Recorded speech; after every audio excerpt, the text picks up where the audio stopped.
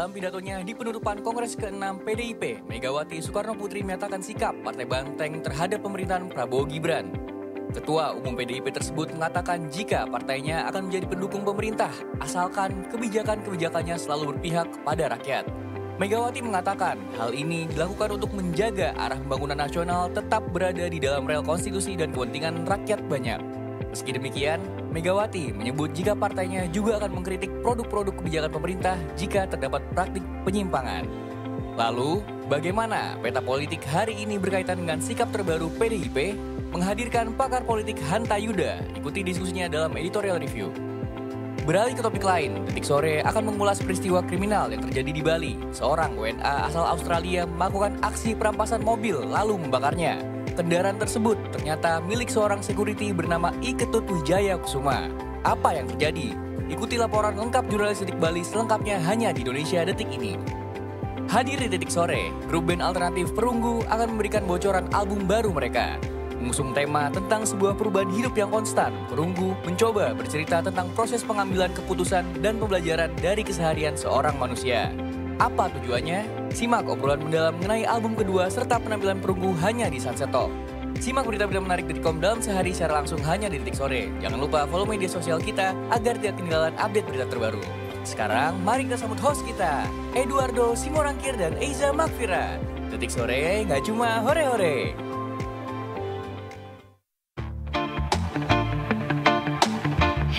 Hey, Oma.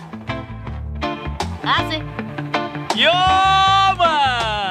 Menyapa kamu semua di hari Senin. Gimana nih, udah makan ikan asin? Sorry, gue susah banget ngomong nih, lagi santai banget nih guys. Walau sampai susah ngomong. Itu lebih ke gagu ya. Gimana kabarnya? Is it satu Senin yang chill? Obviously no. Tapi gue cukup chill hari ini. hari ini gue mulai dengan jam 6:30 pergi jalan kaki Keren. ke gym. Terus olahraga 1,5 jam. Habis itu pulang. And then nganter laundry. Mandi abis itu. And then gue ke kantor. Nyampe jam 11. Lama juga ya saya ke kantor jam 11. Tahuan deh jam berapa. Wow, lumayan dari error. Tapi Produktif kan? aku tuh suka Awal kadang-kadang bingung dengan kenapa sih nggak semuanya all in one go. Harus Kayak, pulang dulu gitu. Enggak, Apa? pergi, Heeh. taruh laundry.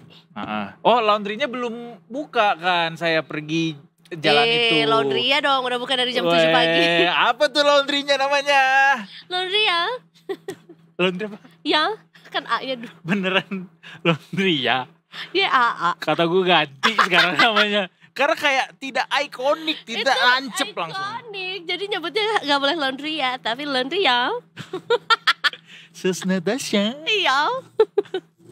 Kenapa gak all in one go, kayak pergi, langsung taruh laundry, terus ke gym, nge-gym, mandi di tempat gym, makan siang, berangkat ke kantor. Oh, iya sekali, juga sih. ya kan? Jadi gak ada wah. Tapi gue gak Iya. suka mandi di luar dari wilayah kekuasaan gue, alias di luar dari rumah sendiri atau kos. Gak bisa kayak Gak bisa gitu. gua. Harus bisa. Badan gue Padahal, kejang-kejang. amit-amit, padahal tempat gymnya udah yang nomor 1 loh di daerah Setiabudi itu. Tahuan deh gue jadinya di mana nge-gymnya. Tapi kan Setiabudi luas banget, siapa tahu Setiabudi Iya Bandung. lagi. Kita ada di Jakarta.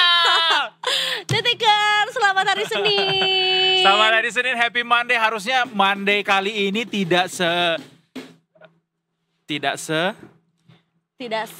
seheboh biasanya. bukan.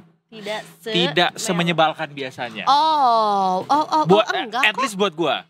Karena Iya. Senin hari ini adalah Senin yang gue tunggu-tunggu. Karena ada sesuatu Karena yang nanti sangat- ada perunggu. Sebelum lo akan mengakhirinya tanpa ada Rhyme-nya ya, rhyming-nya, gue akan rhyming duluan. Oh, begitu. Betul. Aku yakin nanti sore pasti seru. Cukup ya. Oh, iya, Cukup udah. Karena Pokoknya susah nontonnya lagi. harus sampai kelar berarti The Tickers ya. Karena kita ketemu lagi sama bukan Satu ketemu band. lagi ya. Lagi-lagi berjumpa Iya. sama satu band asal Indonesia yang tentunya juga punya ideation yang luar biasa di upcoming albumnya yang kebetulan belum rilis sih. Baru diemprit-emprit ya rilisnya Bener, ya. kabarnya nanti di waktu kita interview dan chit-chat di sini itu ada informasi yang belum pernah di spill sama sekali. Jadi the Pasti first ini adalah one informasi dari FBI. has to be detik.com. Dari FBI, Iya. forum, coba Bermusik indah. indah. Indah. Gitu. Jadi nanti akan ada perunggu di Sunset Talk-nya Detik Sore akan bawain lagu juga di sini. Tungguin aja pokoknya Detikers. Ih, Tapi gak cuma kan? perunggu. Hari ini juga ada golden dan juga silver. Goldennya di sini. Wow, lebih ke retriever tapi golden. Iya betul. Silvernya ada di perhiasannya Iza. Tuh, Oh, nih nih, ini silver nih. Ih, bukan Kasih lagi. tunjuk dong, itu dari mana tuh? Dari toko orang. Murah ya. Murah. Tapi enak dia kalau orang belanja, sekarang dia dapat duit. Curang banget. Gue beneran deh, nanti kasih tahu ya gimana cara jadi affiliate itu ya. Gue ternyata baru tahu bahwa kerja menjadi seorang affiliate tuh semenyenangkan itu. Iya. Tinggal ngirim link ke Iklan. sebuah grup, and then sewaktu-waktu mereka buka itu, mereka Iya, sambil check betul. out, kita dapet kan. Betul, memang seperti itu. Seru kan? Seru banget. Nanti aku kasih tahu ya caranya. Nah, yang susah itu adalah nggak bisa kita main share-share aja linknya gitu. At least kita ke teman kita dulu Iya. yang bisa kita paksa. Betul. Atau kayak yang emang bener-bener lo kemarin beneran nanya nih kemarin beli ini ya atau punya Iya, ini ya. Ini bisa. linknya lo harus beli dari link itu. Jadi nggak usah langsung yang kayak di medsos kita bikin story terus beli ini guys gini nggak Aku usah. tadi melakukan itu. Oh udah. Ya kalau udah lewati step yang tadi nggak apa-apa untuk kesana.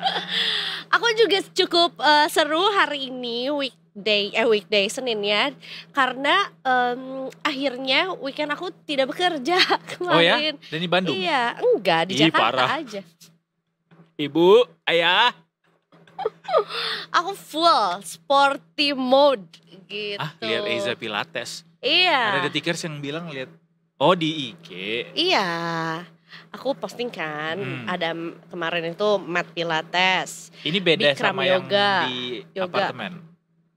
Hah? Ini sesi lain lagi. Sesi lain lagi. Nyobain. Jadi aku lagi mencoba banyak cabur kan. Ada yang apa kemarin Hot yang room, hot room. Advance Inferno. Cerita deh itu soal itu. Nah, itu tuh sebenarnya pilates tapi di mat. Jadi nggak pakai reformer atau alat. Habis itu ruangannya dipanasin kayak 38 derajat. Habis gitu Dipanasin body kayak weight sauna aja. gitu. Iya, dan itu gobios enak banget. Gimana caranya mereka manasin itu? Ada pemanas Oh, ruangannya. ada teknologi namanya pemanas ruangan. Nggak ditiupkan oleh Oke. si api biru, enggak juga dong. Oke, Nah, jadi gitu. beryoga, iya yoga di suhu Di suhu yang ruangan 38 panas, derajat yang tinggi. Celcius. Oke. Gitu. That's Dan quite hot. Dan so it was so funny karena it's all girls and then kemarin datang ada satu cowok yang he gave up. Terus dia kayak so sorry. Oke. Give it up gitu. Dia bukan Tapi orang boleh Indonesia untuk sih. semua orang, maksudnya nggak cuma buat perempuan doang. Boleh untuk semua orang, boleh untuk semua kalangan dan bahkan sebenarnya ditanya dulu ada yang injured atau ada yang pernah patah kaki atau ada yang pakai pen. Kalau pakai pen kayaknya nggak disarankan karena ruangannya panas banget kan, karena Oke. besinya takutnya apa segala macam. Tapi when I look back ada ibu-ibu hamil besar dan tetap boleh dan dia bisa mengikuti gerakan walaupun nggak semua gerakan Keren. diikuti ya, tapi Dan keren ibu-ibu hamil itu adalah Indi Arisa. hamil mulu. Cepat hamil mulu. Hari ini aku mau coba cycle. Apalagi itu? Bersepeda dengan? Dengan musik dan lampu. Oh itu namanya cycle. Iya. Yang gue pernah ngeliat itu di Bandara Changi. Jadi orang-orang tuh ngelilingin si Vortex itu. Oh, tapi Dan mereka mereka pakai pakai- silent itu ya? Iya, Pakai headphone kan? Iya betul. Jadi silent cycle. Enggak pakai. Musiknya kenceng.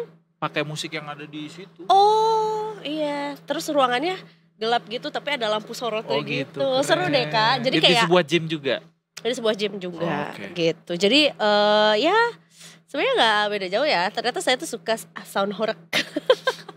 Sepertinya saya suka sound horror. Sepertinya saya suka Iya, keramaian, iya. hiruk pikuk, bunyi-bunyian dan lampu-lampuan gitu. Tapi ya mungkin nggak dalam kondisi kayaknya ngapain ya Kalau gitu. memang in purpose-nya langsung ke olahraga dan memang ada itu ya nggak apa-apa. Iya, karena mungkin juga ada musik, ada lampu, terus sambil ngapain ya? Ya sambil Iya. olahraga, cycle gitu. Jadi cukup ya jogetnya dapet. Iya, new experience, New unlock. experience unlock. Tapi Mau kalau coba new- olahraga bersama saya? Mau Yuk, mau olahraga apa?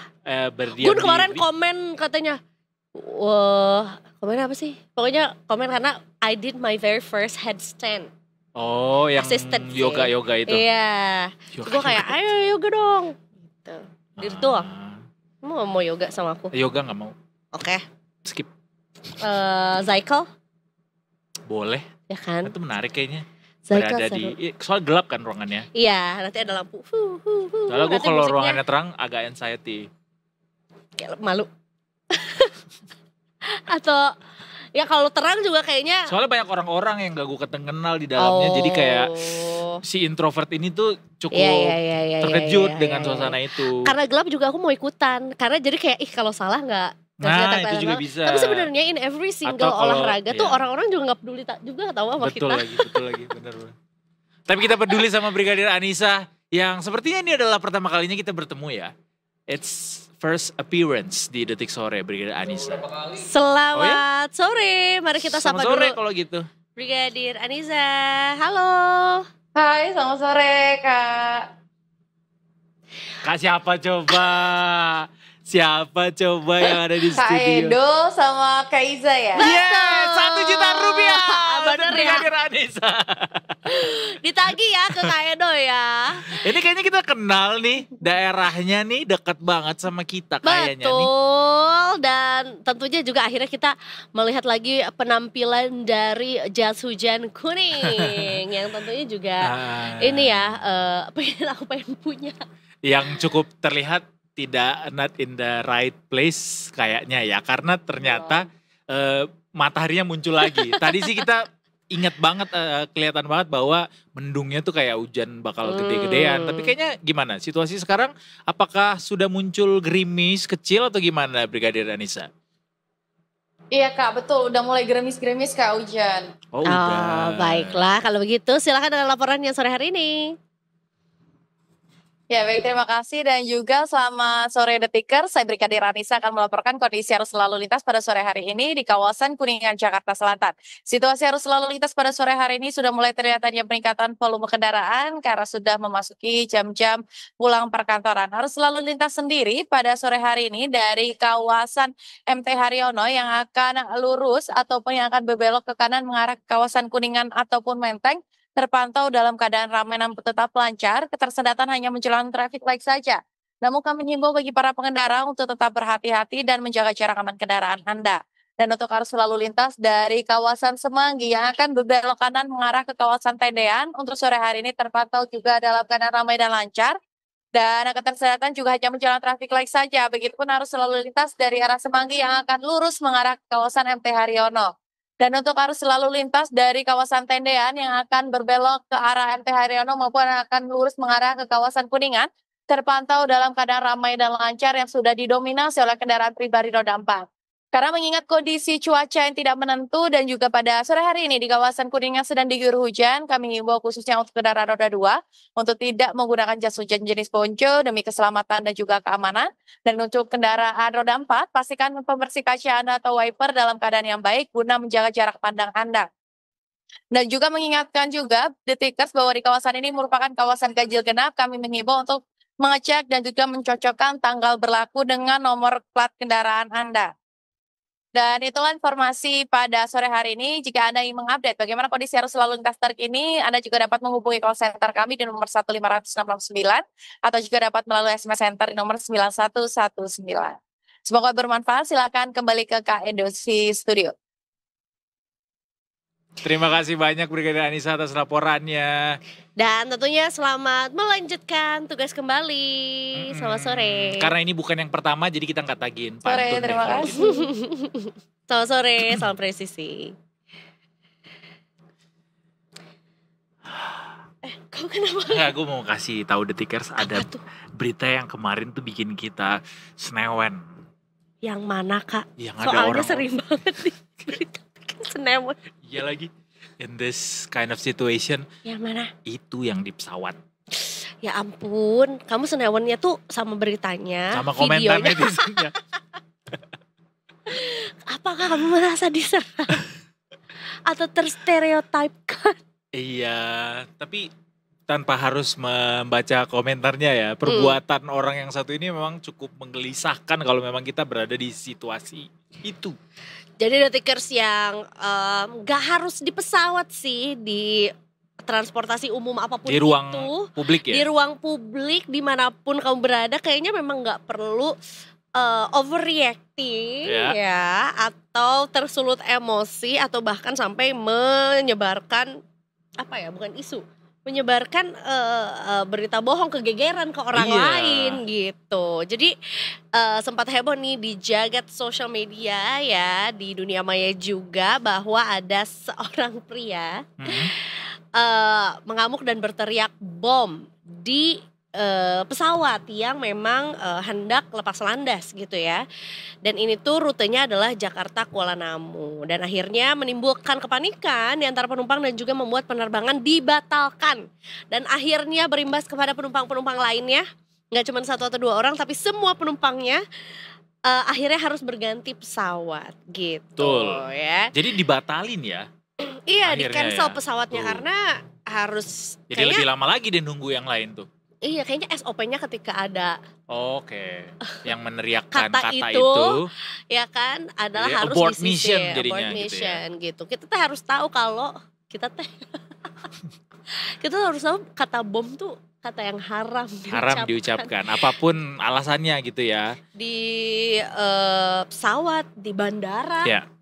dimanapun itu gitu. Akhirnya para penumpang pesawat ini dievakuasi, menunggu di ruang tunggu di Terminal 1A Bandara Internasional Soekarno-Hatta, dan harus diganti ke pesawat lainnya juga gitu ya. Dan si pelaku peneriak bom ini juga sudah ditetapkan menjadi tersangka sehingga hari ini. Jadi sudah diperiksa pria berusia 41 tahun ini dan sudah ditetapkan sebagai tersangka, Detikers. And one fact yang baru saja diketahui ternyata adalah pria ini adalah sempat dirawat di rumah sakit jiwa. Adalah pasien di rumah sakit jiwa. Oke. Katanya begitu. Berdasarkan informasi dari keluarga, pelaku sempat dirawat selama 1 bulan di Rumah Sakit Jiwa Dr. Soeharto Hirjan, Jakarta. Itu disampaikan sama Kapolresta Bandara Soekarno-Hatta Kombes Ronald Sipayung. Jadi memang ada riwayat berarti di situ ya, gangguan kejiwaan. Terlepas dari benar salahnya perilaku beliau atau bagaimana perilaku beliau ini bisa membahayakan penumpang di sana, tapi riwayat yang bisa disampaikan yang kita dapatkan keterangan dari keluarga adalah beliau pernah dirawat di rumah sakit jiwa. Gitu. Ya, mudah-mudahan tidak terjadi lagi ya, karena memang juga ini sesuatu yang terdengarnya sederhana, tapi kan jadinya silly ketika harus menjadi tersangka ketika ya perkara ribut-ribut gitu. Perkara emosi. Perkara karena emosi. Lama terbang katanya ya. Hmm. Kelamaan di pesawat gitu. Tapi ya itu kan maskapai juga, terlepas dari maskapai ini ketepatan waktunya seperti apa, tapi ya itu bagian dari SOP untuk menunggu pesawat bisa sampai lepas landas tuh ada SOP-nya gitu. Dan apalagi sebetulnya ketika kalau dilihat dari videonya kan memang sebetulnya udah di dalam pesawat ya. Ya, Jadi sebetulnya mungkin kesalahannya ada di teknis lah, atau mungkin sebenarnya sebentar lagi juga belum mau berangkat kok. Karena juga udah masuk pesawat juga semuanya. dan ini gitu. juga sebenarnya jadi apa ya, otokritik juga sebenarnya buat maskapai bahwa dikurangilah waktu tunggu penumpang yang udah sampai pesawat tapi masih menunggu cukup lama. Itu kurang-kurangi yang kayak gitu. Betul, Jadi apalagi AC-nya belum nyala ya. nah itu yang bikin orang panas jadinya. Panas secara udara dan juga panas secara emosi ya, juga. Betul. Jadi mudah-mudahan nggak ada lagi yang kayak gini. Baik itu perilaku dari penumpangnya maupun juga maskapainya. Jadi kalau udah nyampe kita sih pengennya langsung lepas. Betul. Sama-sama ini ya introspeksi lah ya. Betul. Gitu. Beralih dari kalau tadi ngomongin soal pesawat, sekarang kita ngomongin soal kereta. Jadi kita juga iya, aku bersama dengan Afif sih sebetulnya juga itu di jam menjelang kemarin kita closing dapat berita bahwa adanya anjloknya kereta api Argo Bromo Anggrek ya yang di daerah Subang juga gitu ya si anjloknya dan akhirnya berimbas tuh udah pasti ya ke rute-rute lainnya juga yang akhirnya juga menyebabkan adanya batalnya perjalanan sampai ke 80 kereta katanya karena memang juga nggak semudah itu nggak sesederhana iya. Kasian ya, padahal gue belum naik maksudnya. Tapi sebenarnya juga evakuasinya juga cukup complicated gitu ya, namanya juga kereta juga. Soalnya kita nggak punya prosesnya Superman yang bisa tinggal ngedorong. Atau siapa Sue Storm? Suemura? Bukan, Sue Storm yang bisa menggerakkan dengan tangannya. Betul ya, sedih si Jumbo. Bantuin dong temennya yang hantu. Mary. Iya Mary bener. Mary. Emir lagi mau gue bilang. Tapi speaking of kereta Za juga, tadi yang informasinya udah kelar belum? Belum, masih panjang. Oh silakan lanjutkan, gue mau cerita soal kereta. Oh iya, nah abis gitu si kereta ini baru selesai dievakuasi di hari Sabtu. Di Sabtu pagi gitu. Kemudian juga akhirnya ada beberapa atau cukup banyak sebetulnya ya proses pembatalan yang dilakukan, yaitu adalah 22.664 tiket pelanggan ya untuk periode perjalanan 1 hingga 3 Agustus juga dan tentunya KAI bertanggung jawab dengan cara mengembalikan dana penuh sebanyak 100% bagi pelanggan yang memang tidak jadi berangkat.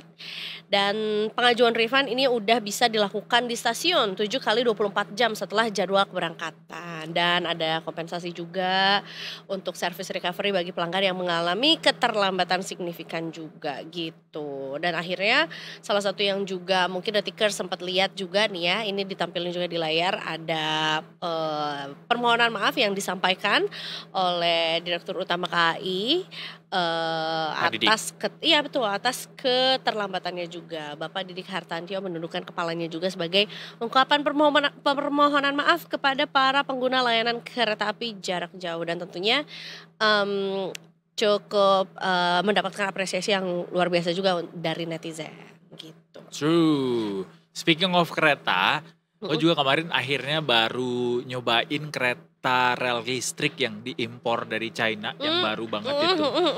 Bagus.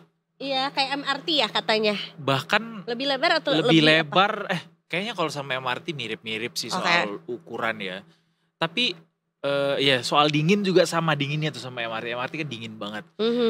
Dan nyaman dan yang bikin juga jadinya terkesima adalah interior di dalamnya juga sangat bagus. Bagaimana KRL tuh sekarang ada LED-nya, jadi kalau misalnya pintu kebuka ada cahaya yang nyala gitu. Pintu terus itu udah nyampe mananya pakai layar kan? Iya ada LED-nya, sementara KRL kan nggak ada. Betul. Kayak di MRT persis. Oke, berarti udah tahu nih sampai mana. Abis gitu next station. Betul. Gitu, kan? Ada ondel-ondel juga di dalam. Bohong. Bener. Oh iya. Ada ondel-ondelnya.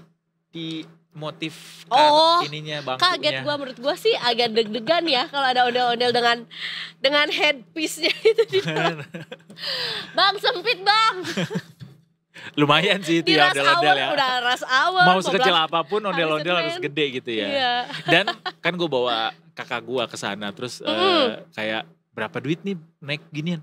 3.500 kayak, hah? Murah banget. Kayak ih. Norak. Bukan dong. Enggak kayak ya di momen itulah ininya murah, yang lain-lainnya mahal. Di momen itulah kita para usda ini ngiri sama Jakarta karena punya banyak sekali transportasi yang bagus-bagus dengan harga terjangkau, sementara di daerah tuh mana-mana harus pakai motor kan, harus pakai kendaraan motor. Walaupun sebenarnya juga ini jadi salah satu topik pembicaraan juga, terutama di X juga ketika ada lembaga survei. Aku nggak tahu lembaga survei atau membuktikan. Teneng.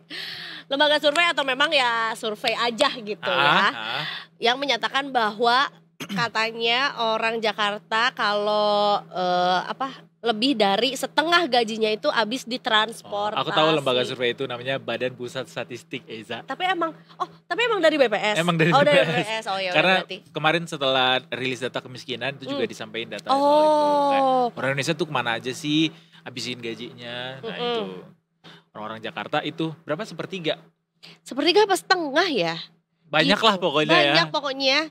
Kayak ini dari kan UMR Jakarta tuh 5,3. Tapi 2 jutanya. Sekitar hampir 2 juta itu buat ongkos kendaraan. Jadi memang mahal dunia ini. Makanya naikkanlah gaji kami. Betul. Termasuk juga ketika ya tadi dibilang misalnya KRL. Transjakarta iya sih murah, tapi kan sebetulnya menuju ke stasiun terdekatnya, menuju ke terminal terdekatnya, first mile dan last mile-nya itu yang akhirnya jadi bikin mahalnya gitu. Let's say misalnya nggak pakai ojek online, pakai motor parkir. Iya. Tapi gue nggak masalah dengan Jakarta. Parkur. Aduh, harus rule of 3 nih, yang ketiga harus lucu banget harusnya ya. Di mana lagi ya? Ini Spider-Man Parker. Kita break dulu Detikers, habis ini kita akan kembali lagi tetap bersama kami di Detik Sore. Gak cuma ore-ore. Apalagi ya?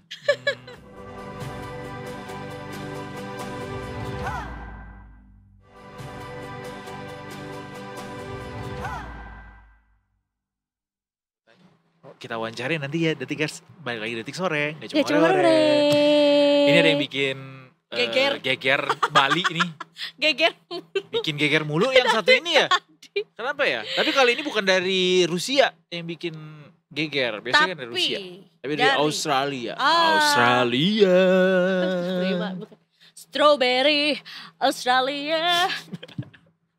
Melon, tahu nggak? Enggak. Semua suka just. Oh iya, tahu gua jingle itu.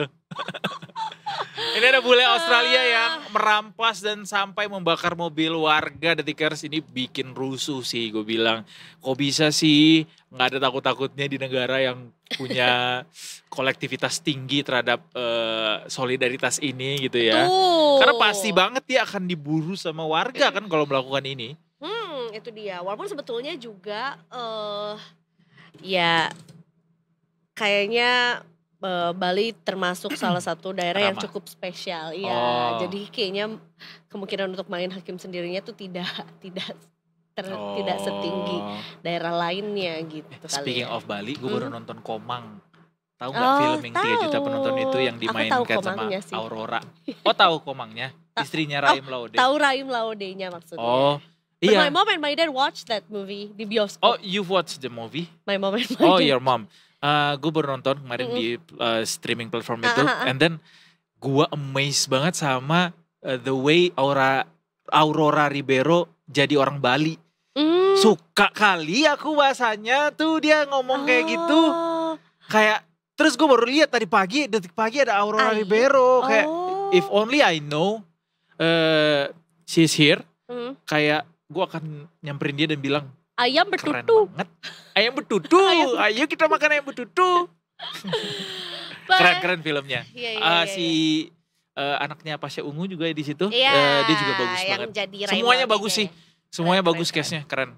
Bagus. Tonton guys. Komang di Netflix sekarang. Oke, jadi promo. Susah nih kita nge-bridgingnya. Masih soal Bali tapi. Ya, kita mau ngomongin soal ini nih, si bule tak bertanggung jawab ya, yang menurut gue sih ngapain gitu ya. Udah kalau mau berlibur aja, kalau udah mumet ya, pulang aja lah gitu ya ke negaramu. Ngapain kek gitu, jangan bikin ributin negara orang. Lagian kok bisa sih mumet di Bali ya? Di Bali iya kan? Makanya kita mau cari tahu juga bersama dengan jurnalis Detik Bali ada Kak Fabiola Dianira. Kak Fabiola, selamat sore, Kania. Selamat sore Kak Edo dan Kak Eiza. Kak Fabiola Dianira, kita panggilnya yang bagus apa? Kak Fabi, Kak Ola, Kak Dia? Oh, Kak Nia. Kak Nia, ya. Iya betul. Oke. Oke, baiklah. Oke, Kak Nia, kita mau nanya nih. Apa ini yang sebenarnya terjadi nih sama bule nih?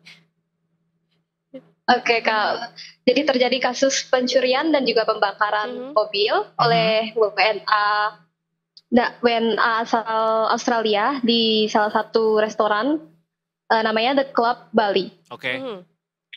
Oke, apa yang dia lakukan sampai akhirnya dia harus merampas dan juga membakar mobil warga ini, Kania?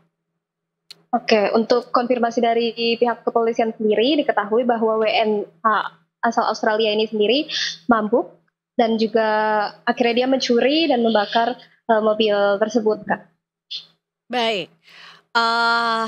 Apakah sebetulnya juga si WNA ini mengenali seseorang mengenali pemilik dari mobil ini, atau mungkin ada motif tertentu selain karena mungkin mabuk atau tidak sadarkan bukan tidak sadarkan diri ya, tidak dalam kondisi tidak sadar gitu, atau ada motif lain apa sebetulnya yang membuat dia melakukan perbuatan yang tidak wajar ini?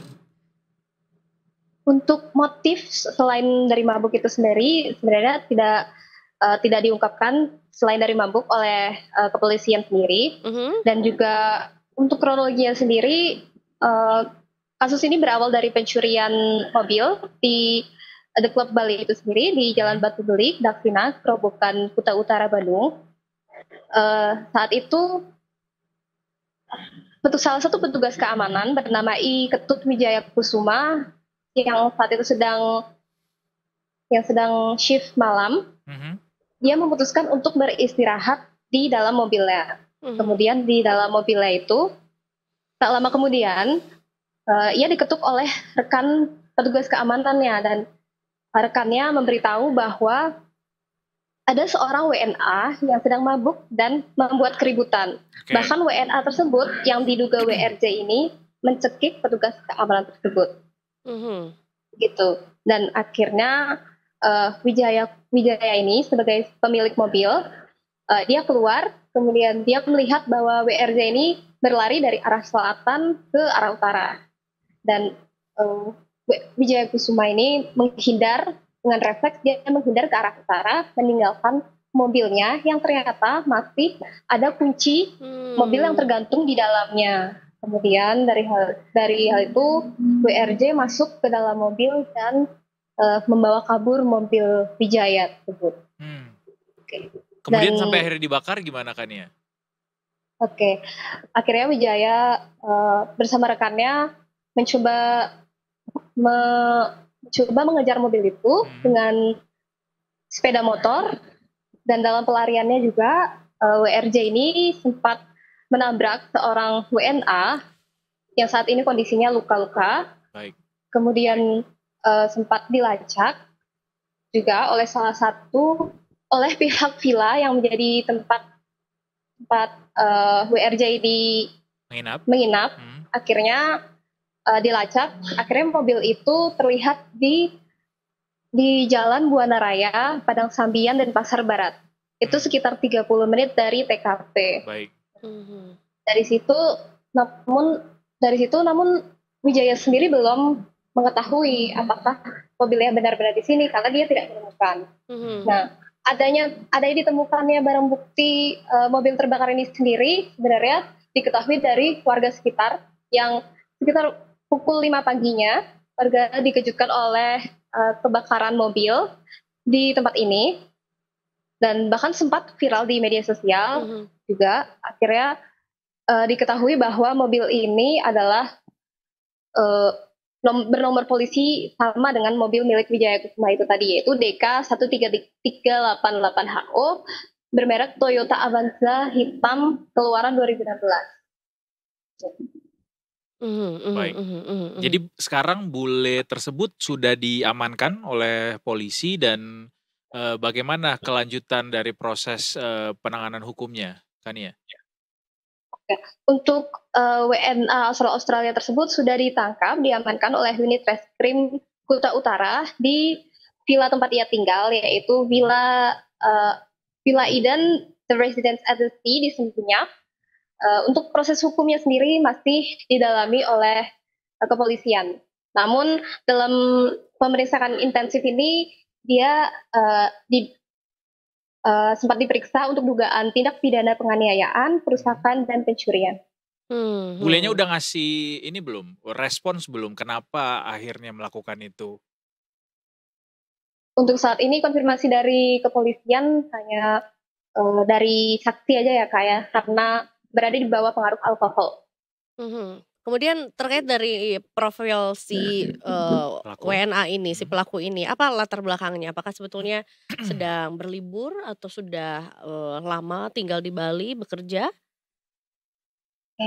Saat dikonfirmasi oleh pihak kepolisian sendiri, WNA ini, WRJ, sedang berlibur di Bali. Untuk waktunya belum pasti kapan, berapa lama, karena masih diselidiki. Kemudian, ya baru itu saja. Baik. Ini katanya juga Wijaya mengalami kerugian hingga 160 juta ya atas mobil yang terbakar harus tadi diganti ya. baru tuh. Masih ada asuransi nggak? Nggak bisa, pokoknya harus diganti baru. Kalau bisa diganti sama yang lebih bagus. Ada keterangan mungkin kan ya dari Wijaya sendiri selaku pemilik mobil, kendaraan? Oke, untuk saat ini dari Wijaya sendiri mengalami kerugian 160 juta. Walaupun tidak ada korban jiwa dalam hal ini, namun ada kerugian material. Dan untuk kasus ini tentu masih didalami oleh kepolisian di Polres Badung sendiri untuk motif, mungkin ada motif lain atau bagaimana dengan imigrasi sendiri untuk menindaklanjuti kemungkinan adanya tindakan administratif keimigrasian gitu. Baik, selain dari Beli Wijaya nih yang juga dirugikan secara material karena mobilnya dibakar gitu ya. Adakah sebetulnya pihak lain yang merasa dirugikan karena mungkin juga dari tempat dari restoran atau tempat tinggalnya juga mungkin sudah mulai mengacau. Atau bahkan mungkin di luar dari kejadian ini ada yang tiba-tiba, oh iya dia juga tuh, terus akhirnya melapor gitu ya. Untuk saat ini belum ada konfirmasi lain ya Kak terkait tindakan yang dilakukan oleh WRJ di luar kasus ini. Namun yang pasti salah satu yang terkena kerugian yaitu salah satu WNA yang sempat ditabrak oleh WRJ sewaktu melakukan pelarian itu Kak. Namun untungnya tidak menimbulkan korban jiwa, hanya luka-luka saja. Itu bentuk pertanggungjawabannya gimana kan ya kepada WNA yang ditabrak sama si WRJ ini? Untuk saat ini belum ada konfirmasi lebih lanjut Kak untuk hal ini dari pihak kepolisian sendiri. Kabar mengenai akan adanya deportasi atau mungkin ada masa hukuman di Indonesia dulu tuh pun apakah sudah ada update? Untuk masa hukuman itu kan termasuk proses hukum ya Kak ya, dan juga deportasi itu juga dari imigrasi, mereka masih mendalami bagaimana pasal-pasal yang akan dikenakan dan apakah akan dideportasi itu masih akan didalami dan kami terus mencari update-update-nya. Baik, jadi dari imigrasi juga belum ada keterangan ya apakah bule ini akan segera dideportasi, kapan, dan bagaimana bentuk pertanggungjawabannya belum ada keterangan ya yang akan kita update selanjutnya di Detik Bali tentunya. Baiklah kalau gitu, mudah-mudahan tidak ada lagi bule-bule ngawur kayak gini. Ya nggak boleh aja sih. Ini gitu lokasi ya. tepatnya di mana sih kan ya? Di Batu Belik ya? Pencuriannya di Batu Belik, Seminyak, dekat Seminyak. Kalau untuk pembakarannya sendiri di lokasi tempat saya berada saat ini di Denpasar Barat. Oh di Denpasar. Lumayan ya dia Jauh kaburnya ya. Oke baiklah. Ya sekitar 30 menit benar. Dan untungnya cuma satu doang yang ketabrak dan luka-luka gitu ya. Karena kebayang dia dalam kondisi mabuk mengendarai itu harusnya sih lebih banyak lagi. Iya, atau mungkin pada saat ada orang lagi nongkrong gitu. Jam berapa tuh kejadiannya? Sekitar pukul 1.30 dini hari. Masih rame tuh. Wita. Masih rame tuh. Di sana dikasih garis polisi kah TKP-nya? Atau sudah dibuka bisa dilihat kembali? Sendiri Kak di sini sebenarnya di TKP sendiri tidak ada garis polisi, namun barang bukti sudah diamankan gitu. Tapi masih ada sisa-sisa abu pembakaran dari mobil, pecahan kaca, dan bau pembakaran juga masih menyengat di sini.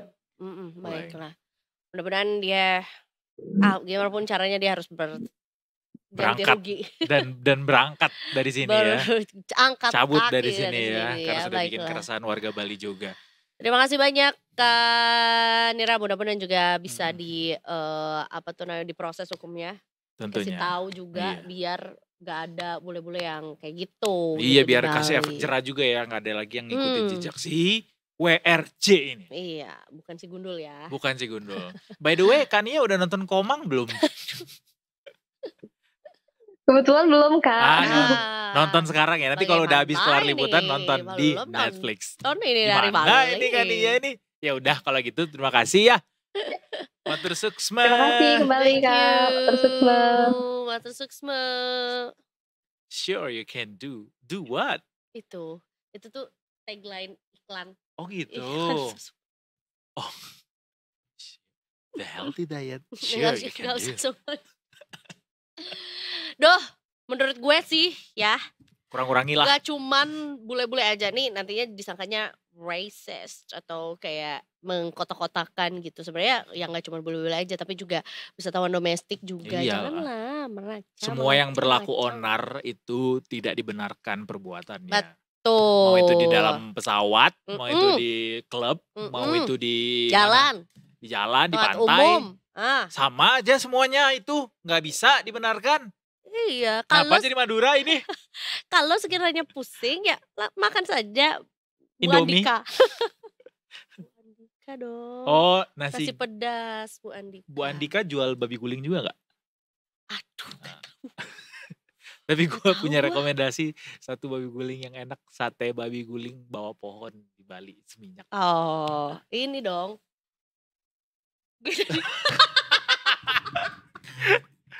Overrated enggak kok, enak kok. Ya Noti Nuris kata teman saya.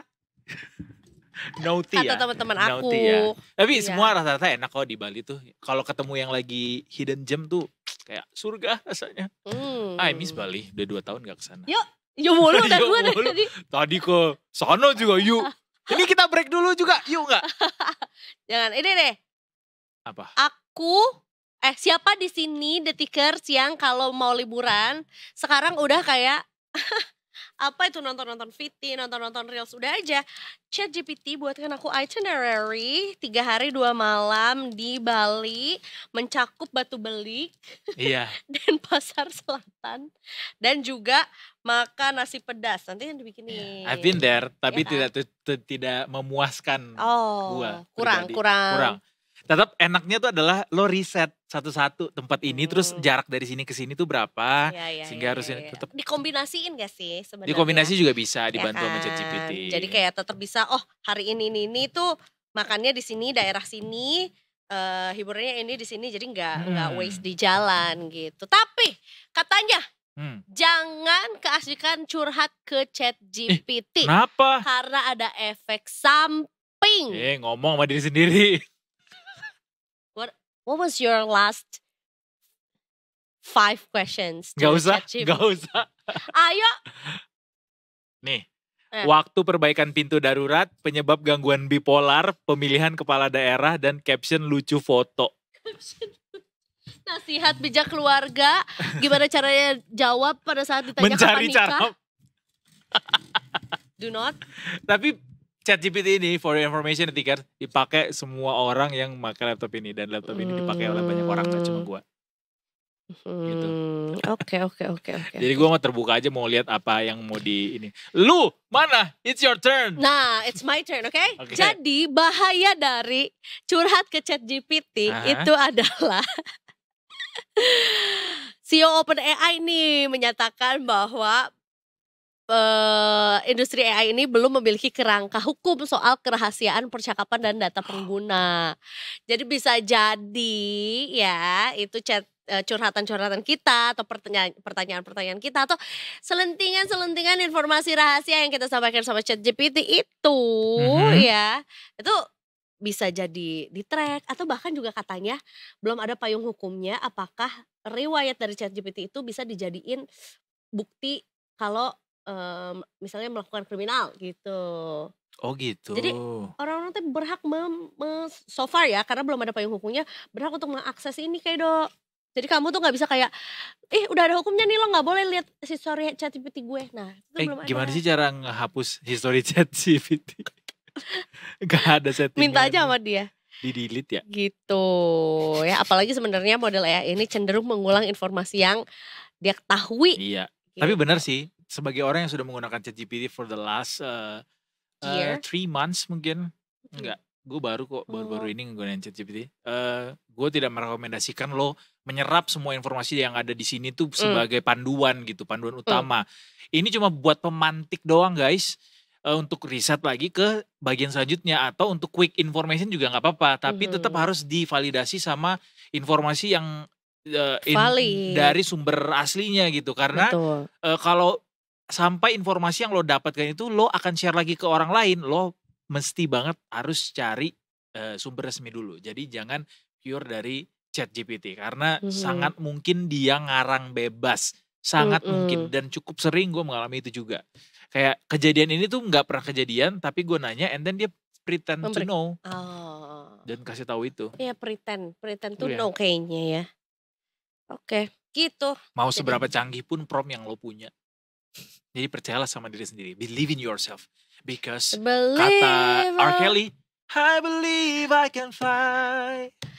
I believe I can touch the sky.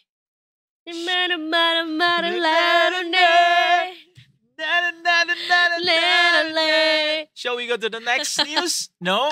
Are we going to break? Break dulu aja. Break dulu aja ya. Ya, nanti kita habis ini akan balik lagi juga soal yang merah-merah. Editorial review kesenangan Mas Yansa akan kita hadirkan sesaat lagi. Detikers, don't go anywhere. We'll be right back after break. Tetap di Detik Sore. Gak cuma hore-hore.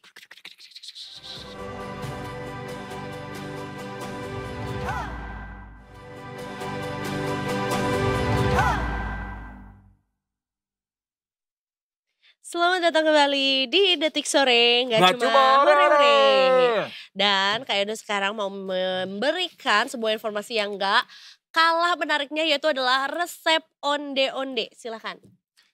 Pernah lagi gue bikin tapi lupa. Coba masa ya, dibilang sama Kak Edo ini onde-onde? Ini tuh namanya onde-onde kan. Orang Sumatera, muncullah kalian semuanya. Ya, kita menyebut ini dengan onde-onde kan, bukan klepon. Oke. Kata dia apa?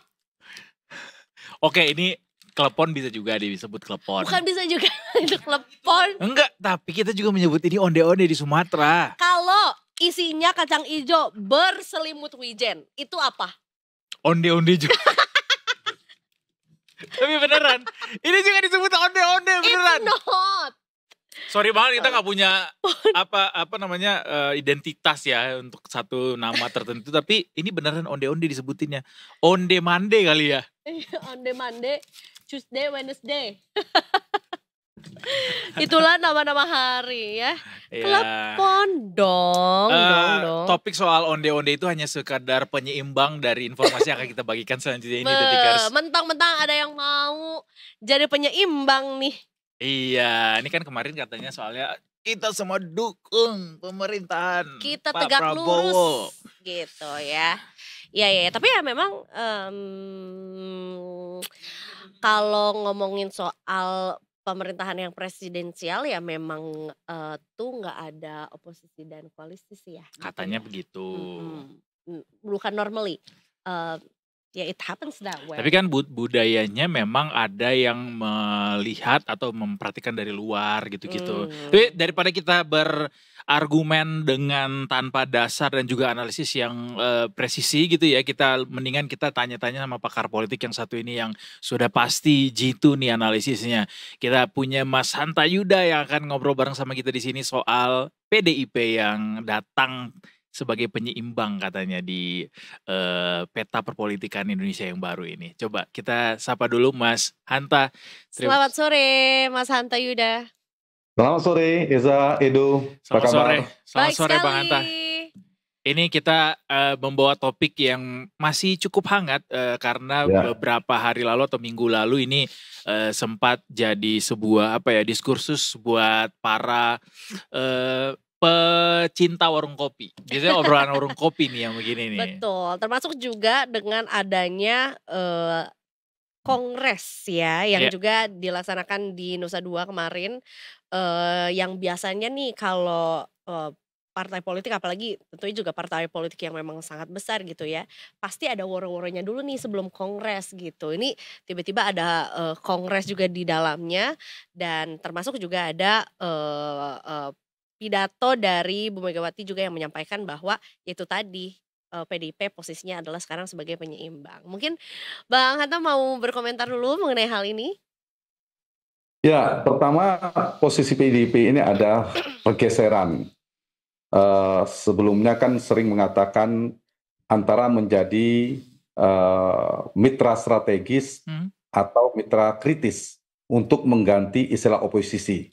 Karena kan sebagian partai malu-malu menyebut oposisi ketika mereka sedang berselancar di dinamika politik yang sedang berlangsung. Nah, dengan dinamika terakhir ini, menurut saya posisi PDI Perjuangan itu semakin jelas dan terang. Lebih kuat pada menjadi mitra strategis bagi pemerintahan Prabowo, atau menjadi kawan yang baik, menjadi teman berkoalisi sebenarnya, meskipun mereka secara tidak terang-terang atau malu-malu mengatakan sebenarnya sudah berada dalam pemerintahan. Poin kedua, saya ingin menegaskan ini kemasannya penyeimbang. Isi dalamnya sebenarnya sudah bersama di dalam pemerintahan, paling tidak dalam konteks jangka pendek. Apa indikasinya? Pertama, kita tahu sejak awal posisi Ibu Megawati Soekarno Putri sebagai Ketua Umum itu tidak berubah sebagai Ketua Dewan Pengarah BPIP, kemudian Ketua Dewan Pengarah BRIN, kemudian juga ada menteri yang kita tahu terafiliasi cukup kuat dengan PD Perjuangan seperti Pak Menko Polkam, Pak Budi Gunawan, kemudian dari Bu Sri Mulyani barangkali, kemudian belakangan ada yang diangkat menjadi dubes dan seterusnya, sehingga mungkin akan ada posisi-posisi baru lagi. Nah, meskipun mungkin PD Perjuangan mengatakan mereka di luar pemerintahan. Nah, itu kemasannya terkesan tidak di dalam pemerintahan, tapi substansi sejatinya menurut saya sudah dalam pemerintahan. Satu lagi terakhir, DNA politiknya PD Perjuangan ini kan biasanya kalau dia kalah dalam pemilu, dia tegas berada di luar pemerintahan. Kita ingat di pemerintahan Pak SBY, itu dalam koalisi kebangsaan bersama Golkar, berada di luar pemerintahan tegas jelas. Nah, ini belum 1 tahun pemerintahan Pak Prabowo, mereka sudah mengatakan menjadi tanda petik penyeimbang, menjadi penyeimbang. Jadi dalam konteks jangka pendek, menurut saya ini akan semakin memperjelas posisi PD Perjuangan sebenarnya bersama pemerintahan Prabowo. Mereka berputar haluan, tetapi dibungkus dalam tanda petik sebagai penyeimbang. Nah, ini dalam jangka pendek, paling tidak 1 tahun atau bahkan kurang dari 1 tahun. Apakah setelah 1 tahun akan berubah? Belum, bisa jadi berubah karena setiap partai punya agenda politik, apalagi mendekati Pilpres. Nanti semakin dinamis pergerakan politiknya. Itu saya kira update analisa saya posisi PD Perjuangan per hari ini. Menarik tadi Mas Bang Hanta mengatakan bahwa DNA PDIP akhirnya berubah gitu ketika di tahun ini. Karena sebelum-sebelumnya ketika PDIP di luar dari pemerintahan biasanya akan menjadi oposisi. Sementara ini saat ini berbeda situasinya. Kayaknya ini baru pertama kali deh PDIP mengambil sikap seperti ini. Apa yang membuat ini menjadi begitu spesial, Bang Hanta? Ya, mungkin orang akan mengatakan itu ada kedekatan Ibu Mega dan Pak Prabowo. Ya, itu tidak bisa dibantah. Bahwa sebagian mereka mengatakan dalam sistem presidensial tidak ada oposisi. Mungkin juga benar, karena tradisi istilah diksi oposisi itu dalam sistem parlementer. Tapi substansinya tetap ada di luar pemerintahan. Dulu bahkan tegas PD Perjuangan mengkritisi posisi Pak SBY, pemerintahan Pak SBY. Nah, berbalik dengan posisi hari ini di Kongres di Bali itu dinyatakan mendukung pemerintahan dengan tegas. Nah, karena itu catatan saya dengan pergerakan isu yang terkini misalnya amnesti yang diberikan kepada Mas Hasto, kemudian sebelumnya kita tahu posisi PD Perjuangan bagaimana komunikasinya cukup baik. Nah, apakah pertanyaan pentingnya apakah ada deal-deal politik atau kata yang lebih diksi yang lebih terang, lebih tanda petik tajam, ada barter politik, transaksi politik dan seterusnya yang seniscaya bagi sebagian politisi tentunya. Saya mengatakan sulit untuk tidak mengatakan tidak ada kesepakatan politik di antara dua kekuatan politik ini. Kenapa? Kalau kita runut misalnya PD Perjuangan, posisi Mbak Puan aman sebagai Ketua DPR. Posisi Ibu Mega, tadi ada Menteri dan Ibu Mega.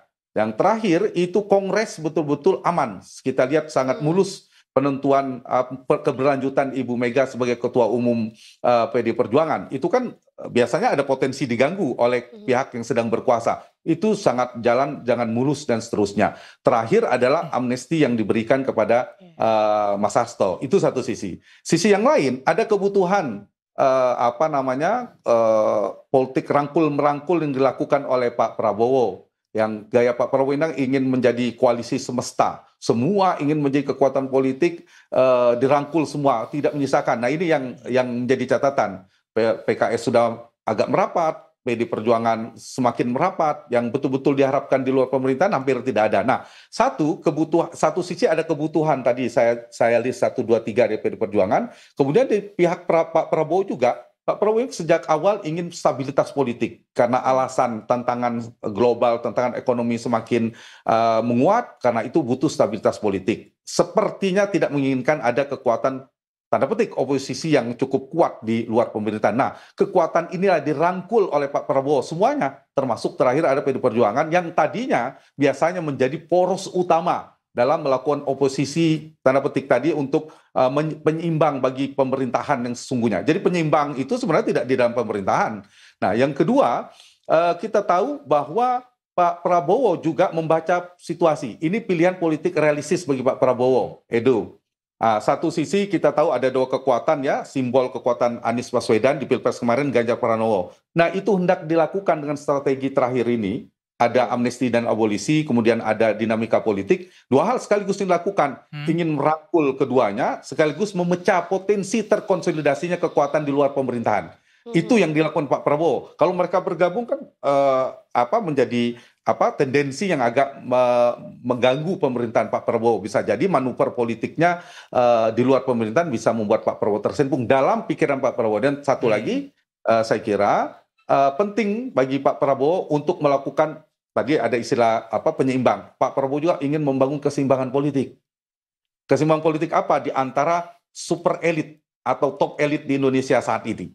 Ada Solo, ada Tengku Umar, dan juga ada Cikias. Alias ada Pak SBY, mantan semua ini, mantan presiden semua. Pak SBY, Bu Mega, dan Pak Jokowi. Ini tiga orang ini dimanfaatkan betul tanda petik oleh Pak Prabowo, supaya mereka tidak menjadi kekuatan penentu, tapi kendali bandul politik tetap dipegang oleh Prabowo Subianto. Dan itu sepertinya yang saya tangkap ingin dilakukan oleh Prabowo untuk memecah kekuatan-kekuatan dari bipolar yang bisa berbahaya, dia berhadapan kekuatan yang terkonsolidasi di luar, tetapi dari multipolar menjadi sekarang nirpolar, tidak ada polar-polar politik yang kuat.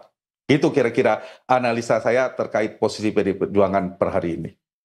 Baik, tapi tentunya juga dengan pernyataan Ibu Mega sendiri mengenai posisi PDIP yang sekarang berjalan tegak lurus gitu dengan pemerintahan juga. Tapi tentunya juga tetap ingin mendukung asal tetap berpihak kepada masyarakat, kepada rakyat gitu, dan kemudian tetap kritis juga. Bagaimana sikap ini biar nggak jadi duality gitu? Ya, Eza, betul. Dalam sistem pemerintahan presidensial itu idealnya memang efektif. Efektif itu begini. Partai atau di parlemen itu tunduk pada konstitusi dan kepentingan rakyat. Begitu pemerintahan sejalan dengan kepentingan rakyat kepada konstitusi, maka mau kekuatan apapun itu harus mendukung. Tidak boleh parlemennya lebih kuat, dia akan konfrontatif. Atau eksekutifnya terlalu kuat seperti sekarang, terkooptasi semuanya, itu bisa kolutif, berpotensi. Nah, persoalannya sekarang, bungkusannya tadi, yang tadi Eza sampaikan bahwa seolah-olah ingin efektif jalan pemerintahan, tapi sebenarnya yang betul-betul menjalankan sesungguhnya dalam sejatinya penyeimbang, yang mengontrol di luar pemerintahan itu hampir tidak ada partai per hari ini. Praksis PD Perjuangan itu sudah semakin takarannya, kadar mitra strategisnya jauh lebih kuat ketimbang jadi mitra kritisnya. saya melihat dalam waktu dekat kemungkinan deal politiknya PD Perjuangan tidak melakukan sikap-sikap kritis seperti yang kita bayangkan ketika PD Perjuangan melakukannya pada era Pak SBY. Itu keras sekali dan jelas berada di luar pemerintahan. Dan itulah DNA-nya politiknya PD Perjuangan, biasanya kuat dalam ranah politik. Nah, saat ini saya setuju tadi PD Perjuangan seperti berselancar. Dia tetap ingin di luar pemerintahan, dikesankan di publik, tetapi dia juga main di ranah dalam pemerintahan. Ada orang-orang bisa komunikasi dengan Pak Prabowo dan seterusnya. Nah, ini seperti simbiosis politik mutualisme. Satu sisi PD Perjuangan memang ingin bersama Pak Prabowo supaya mungkin untuk berhadapan-hadapan dengan dinamika dengan Solo dengan Pak Jokowi itu tidak bisa pilihannya. Sekarang situasinya udah berubah di mana Pak Prabowo sudah mengambil langkah-langkah sepertinya semua kekuatan politik tadi berai bahwa tidak eksklusif hanya Jokowi yang dekat dengan Prabowo. Buktinya juga dekat dengan Ibu Mega. Nah, karena itu harus ada adaptif yang dilakukan oleh semua kekuatan politik. Ibu Mega dekat dengan Prabowo, maka SBY dan Jokowi harus menyesuaikan dalam situasi politik per hari ini. Nah, siapa yang paling diuntungkan per hari ini? Kalau saya ditanya lebih dalam, yang pemenangnya dalam jangka pendek ya, Prabowo Subianto. Kenapa Prabowo Subianto pemenangnya? Dia memegang bandul itu. Dengan masuk Megawati, maka pengaruh Jokowi menjadi berkurang. Dan kata lain, melemah. Karena pilihannya Pak Jokowi harus mendekat. Beradaptasi hubungannya dengan Jokowi. Dengan Pak Prabowo. Begitu dengan SBY yang menginginkan ini. Sehingga dinamika ini saya kira pilihan realistis bagi Prabowo Subianto. Nah, inilah saya melihat PD Perjuangan berupaya melakukan berselancar, bermain di ombak di tengah. Biasanya kan dia terang, jelas, di luar pemerintahan atau di dalam pemerintahan kalau nggak menggunakan istilah oposisi. Per hari ini tidak menyebut di luar pemerintahan dengan tegas, tapi tidak menyatakan dengan tegas mereka di dalam pemerintahan. Ya tadi mungkin ingin melakukan tanda petik dualisme tadi. Satu sisi dikesankan ke publik bahwa masih di luar pemerintahan sebagai penyeimbang, tapi dalam kemasan dalamnya sebenarnya secara substansi sudah bersama Prabowo Subianto. Baik, Bang Hanta, saya kan nangkapnya ini PDIP semacam kehilangan DNA jadinya, kayak posisinya nggak jelas gitu. Ini dampaknya kayak apa baik ke internal PDIP-nya sendiri maupun juga ke eksternal nanti. Eksternal ini berarti kayak koalisi Pak Prabowo sendiri gitu ya, karena tadi Bang Hanta juga bilang kalau ini ada dampaknya juga ke Pak Jokowi pada akhirnya. Iya, ini saya kira pertanyaan penting ya, karena menarik, karena inilah yang ada beberapa implikasi secara elektoral mungkin masih panjang bagi PD Perjuangan, tidak terlalu dikhawatirkan. Pilpres kan masih lama, Pileg masih lama, nanti mungkin akan berubah haluan lagi. Tapi dikesankan kalau kita asumsikan dalam waktu dekat, maka PD Perjuangan mungkin mendapatkan posisi dan persepsi publik agak ambigu ya, ambigu, agak sulit posisinya karena berubah haluan. Dan DNA-nya berubah, tapi tiba-tiba di koalisi di Bali sangat jelas mengatakan harus mendukung pemerintahan. Atau justru tidak simpatik lagi publik pada akhirnya. Iya, bisa jadi itu kalimat ya? lainnya. Ada kemungkinan itu. Lebih jelasnya bisa menimbulkan antipati publik secara kesan di publik. Tapi itu kalau pilpresnya, pilegnya, besok. Kalau besok. Nah, persoalannya masih 4 tahun, masih mungkin berubah. Apakah sikap PD Perjuangan yang menjadi mitra strategis atau kawan baik mesra ini akan bertahan sampai 2029? Belum tentu. Kira-kira lebih most likely gimana, Bang? Menurut saya sangat akan ada agenda politik masing-masing, punya capres sendiri. Misalnya PD Perjuangan menyodorkan cawapres buat Prabowo Subianto, mungkin iya berlanjut. Tapi kalau tidak, mungkin dia membuat poros politik, kekuatan politik sendiri berhadapan. Sangat mungkin nanti DNA-nya keluar sungguhan, bisa jadi menjelang Pilpres, menjelang Pileg nanti baru keluar nanti oposisi sesungguhnya. Karena itu saya mengistilahkan tadi jangka pendek, 1 tahun paling lama. Kemesraan bulan madu politik ini akan dinikmati oleh Pak Prabowo bersama dengan PD Perjuangan. Apakah lebih dari 1 tahun? Belum tentu. Kita lihat nanti dinamika perkembangannya akan berubah. Banyak yang menyertai. Dari sisi Pak Prabowo, pertanyaan tadi saya kira menarik juga. Dari sisi Pak Prabowo paling tidak ada beberapa sekali dayung 2-3 pulau terlampaui. Jadi sambil merangkul PD Perjuangan ke dalam supaya tidak terjadi terakumulasinya kekuatan oposisi terkonsolidasi. Sisi yang lain, Pak Prabowo kan tidak mau Pak Jokowi terlalu dominan. Pak SBY, terutama Pak Jokowi. Dengan begini, nah Pak Jokowi menjadi tidak terlalu kuat, Ibu Mega juga sebenarnya tidak terlalu kuat, hanya datang belakangan, SBY juga tidak. Sehingga bandul itu tetap dikendalikan oleh Pak Prabowo. Itu yang dimaksudkan Pak Prabowo. Sukseskah ini? Sukses. Sekarang sukses dalam jangka pendek. Tapi saya tidak tahu selama apa. Kalau sampai Pilpres, Pileg, saya sangat ragu ini akan terjadi. Semua punya agenda politik, punya target politik, punya strateginya masing-masing nanti ke depan. Lumayan panjang juga berarti peta strateginya Pak Prabowo nih ya. Karena strateginya strategi jangka pendek kayaknya yang dikeluarin nih. Tapi so far berarti ini adalah satu strategi yang untuk mengamankan posisi gitu. Untuk PDIP gitu ya. Setidaknya sementara ini. Setidaknya sementara sampai honeymoon phase-nya mungkin nanti berakhir. Atau mungkin ada kepentingan baru lagi gitu yang nanti. Dan bisa ditukarkan, jangan lupa kalau dapat dukungan dari dukungan politik yang ditukarkan ke pemerintahan itu melulu tidak hanya kursi menteri ya Eza, jangan lupa.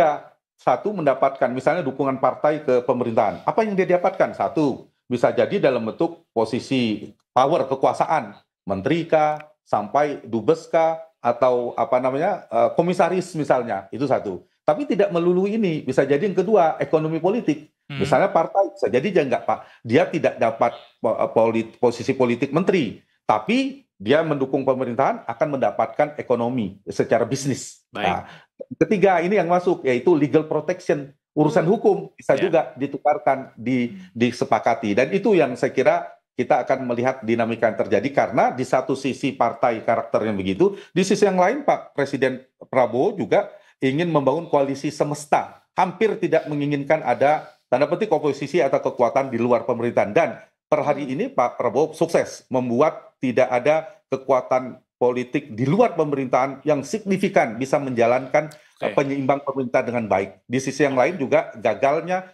terkonsolidasinya kekuatan di luar pemerintahan. Dan terakhir satu lagi, Pak Prabowo menjadi pengendali bandul dinamika politik paling tidak sampai 1 tahun ke depan. Tapi Bang Hanta, dengan posisi saat ini, kondisi saat ini baik apa enggak buat kita? Baik Pak Prabowo, baik banget. Buat demokrasi, buat bagaimana sistem pemerintahan diawasi, itu gimana? Buat kita itu baik apa banyak nggak baiknya? Ya, saya harus mengatakan bagi demokrasi, bagi kepentingan rakyat, tentu ini bukan kabar baik untuk mengganti kabar kurang baik, sama saja sebenarnya. Karena bagi demokrasi yang sehat itu, Edo, tetap harus ada penyeimbang yang kuat. Penyeimbang sesungguhnya ya. Penyeimbang di luar pemerintahan, dia mengontrol di luar pemerintahan. Jadi kapanpun pemerintahan tidak sesuai koridor, dia harus di luar. Jadi demokrasi yang sehat, menguntungkan bagi demokrasi, menguntungkan bagi rakyat, kalau ada kekuatan di luar pemerintahan, penyeimbang yang relatif imbang. Misalnya 40-60, 40% di luar pemerintahan, 60% di dalam pemerintahan. Kalau itu dilakukan, itu bagus bagi kontrol jalan pemerintahan. Akan efektif, demokrasi benar efektif. Tapi kalau terlalu kuat terkooptasi semua yang dukung pemerintahan, potensi kolutif, potensi terjadinya menyampingkan kepentingan rakyat, jangan banyak. Karena itu, kita, media, kekuatan civil society, itu juga harus lebih bergairah untuk melakukan penyeimbang. Tidak hanya berharap pada kekuatan politik resmi di parlemen misalnya. Kalau berharap di parlemen kan tadi realitasnya yang kita sayangkan semuanya sudah bersama dengan pemerintahan. Kita pengen pemerintahan Prabowo sukses pasti. Kita semua pengen sukses. Cara suksesnya itu cara pandangnya beda. Nah karena itu kita harus kontrol yang ketat agar pemerintahan berjalan dengan sesuai koridor kepentingan rakyat yang diutamakan, bukan kepentingan kelompok koalisi tadi, dan juga sesuai konstitusi tentunya. Jadi bagi Pak Prabowo ini sangat menguntungkan, bagi koalisi sangat menguntungkan, tapi buat demokrasi kurang menguntungkan, buat rakyat juga kurang menguntungkan. Karena itu kita harus sama-sama mengontrol jalannya pemerintahan Pak Prabowo supaya berjalan sukses untuk rakyat dan konstitusi. Kira-kira kedepannya dengan ada peran baru PDIP sebagai penyeimbang gitu ya, yang baru gitu ya perannya, akan seperti apa jalannya pemerintahan? Bang Hasta. Walaupun nggak bikin seimbang-seimbang banget juga ya. Ya maksudnya. Yang bikin seimbang tuh sekarang bendera One Piece. Gak boleh, ditangkep loh. Nah, itu juga yang dikhawatirkan Pak Prabowo. Jadi kalau taruh posisi kekuatan yang mengkritisi, nanti akan agak kurang stabil pemerintahan. Nah itu yang mungkin menjadi pertimbangan bagi mereka, bagi Pak Prabowo tentunya. Jadi apakah ke depan akan ada dinamika seperti Pak SBY, ada hak angket, ada dinamika di parlemen, wah itu kecil kemungkinan. Paling tidak dalam 1 tahun. Adem ayem ya. Iya, adem ayem. Kata lain adem ayem, atau ya semua dari sisi parlemen ya, dari sisi kekuatan politik resmi di DPR. Tapi kalau kemudian ada pergerakan masyarakat sipil, kekuatan ekstra parlementer, itu hal yang berbeda. Tapi kalau intra parlementer dalam waktu 1 tahun ke depan agak sulit. Tadi harapannya kan di PD Perjuangan sebagai sumbu utama, biasanya DNA politiknya dia PDIP sangat piawai lah, tidak perlu diragukan kepiawaian PDIP berada di luar pemerintahan. Kebalikannya begitu juga dengan Golkar, kepiawaiannya selalu di dalam pemerintahan. Gitu kira-kira. Jadi sudah ada specialty-nya gitu ya Bang? Ya, sudah punya. Nah sekarang PD Perjuangan itu bergeser haluannya agak berbeda dari DNA dia biasanya. Nanti akan canggung kegampangan, kita lihat perkembangannya seperti apa. Apakah ini akan panjang atau ada dinamika politik baru. Dan ujiannya nanti perebutan selain dinamika jangka pendeknya, kepentingan isu-isu strategis, kebijakan pemerintah bagaimana responnya, tapi lebih pentingnya lagi nanti di pesta politik elektoral, nanti jelang Pilpres. Nanti kan sangat mungkin semuanya, tadi saya bilang dalam teori 3 mantan ini kan patron politik tertinggi. Jadi dalam teori jadi patron politik kuat itu Edo Eza harus punya satu kapabilitas, yang kedua punya resources, punya sumber daya politik, dan ketiga adalah punya link jaringan politik. Nah itu di puncak selain Pak Prabowo ada Jokowi, ada Megawati, dan ada SBY. Nah 3 mantan ini masing-masing punya calon cawapresnya Prabowo. Kalau Prabowo maju lagi di periode kedua, Puan, kalau nggak Puan mungkin bisa jadi Pram atau Pak BG atau siapa, tapi pasti Puan prioritas pertama, AHY dari SBY-nya, dan Gibran untuk periode kedua bagi Pak Jokowi. Nah, 3 ini nanti Pak Prabowo kan akan melihat siapa mereka akan ini. Kalau Pak Prabowo memilih salah satu, pasti yang lain akan jadi kekuatan oposisi. Nanti dinamika politiknya akan kencang. Kalau mengambil dari salah satu di antara mereka. Jadi segi 4 ini, super elit politik per hari ini 4. Nah, karena 4 ini, satu lagi nih yang menarik, Ibu Mega dan Pak Jokowi kan sulit bersama. Ibu Mega dan SBY juga sulit bersama. Nah, kondisi sulit bersama ini dimanfaatkan Pak Prabowo. Yang berbahaya di Pak Prabowo ini kan kalau bipolar, ada dua polar. Polar Pak Prabowo, kemudian 3 mantan ini bersatu. Berhadapan dengan Pak Jokowi. Itu berhadapan dengan Pak SBY, Pak Prabowo. Ini berbahaya buat Pak Prabowo. Tapi yang terjadi mereka kan sulit bertemu. Nah ini dimanfaatkan Pak Prabowo. Dimanfaatkan itu apa? Rangkul lah Pak Ibu Mega, SBY sudah di dalam, Jokowi juga sudah di dalam, mereka nggak bisa bersatu, jadi tidak ada polar yang kuat. Dan yang kuat jadinya Pak Prabowo hari ini. Bandulnya dimainkan oleh Pak Prabowo. Apa yang harus dilakukan Pak Prabowo di sini? Maka otomatis 3 kekuatan politik yang lain ini harus beradaptasi. Pak Jokowi kecewa, pergi dari Pak Prabowo, rugi, bahaya. Maka Pak Jokowi harus mulai adaptasi. Wah, ada orang lain loh selain saya. Tidak bisa lagi, sudah dimadu ini, kira-kira begitu. Ada orang lain, ada Ibu Mega dan juga ada Pak SBY. Pak SBY juga begitu. Wah, sudah ada Ibu Mega. Mereka harus beradaptasi, menyesuaikan relasinya dengan Pak Prabowo. Dalam jangka pendek, Pak Prabowo pemenang dalam konstelasi politik konstelasi dinamika elit per hari ini. Tapi nanti akan semakin menurun ketika menjelang politik pemilu, menjelang pemilu legislatif dan pilpres seperti apa. Apakah nanti ujungnya Pak Prabowo akan membangun kekuatan alternatif atau figur alternatif, atau akan memelihara dinamika di antara 3 tadi. Jadi untuk menghindari bipolar, 2 poros kuat, Pak Prabowo membuat multipolar menjadi nirpolar. Nir itu tanpa. Nggak ada kan polar politik, coba ada kekuatan jadi politik. Jadi barisnya sekarang Pak Jokowi, Pak SBY, Pak Prabowo, Bu Mega ya, urutan barisnya ya Bang Hatta ya. Itu yang terkuat. Itu yang di luar nama-nama lain ya, ada Pak Surya, ada Pak Zulkifli Hasan, tapi 4 itu yang terkuat. Lihat aja dinamikanya, pergerakan di situ. Yang mengincar posisinya dan punya anaknya juga untuk disiapkan.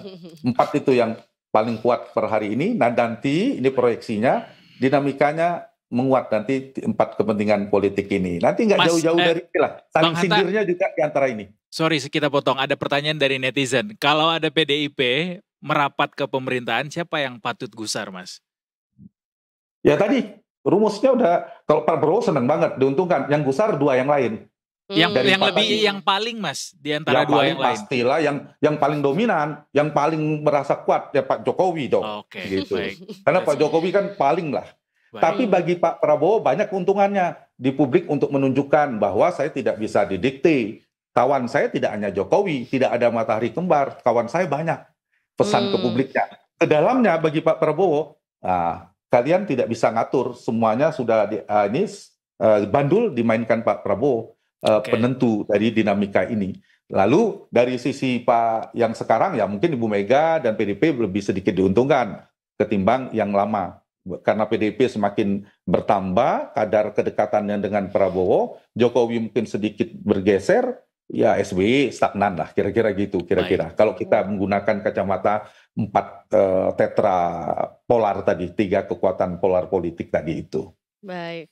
Menarik sekali Bang Hanta, karena melihat bahwa sebetulnya semuanya tuh dipersiapkan, semuanya tuh adalah bentuk strategi yang diterapkan gitu, dan kita kayak nonton film ya, Game of Thrones ya. Benar. Ya, seringkali yang di panggung depan dan panggung belakang kan beda kadang kan. Nah, di panggung depannya untuk kepentingan rakyat ya kita hargai, untuk penyeimbang, tapi dinamika semuanya punya agenda politik. Dan itu sah saja sepanjang tidak melanggar konstitusi. Baik.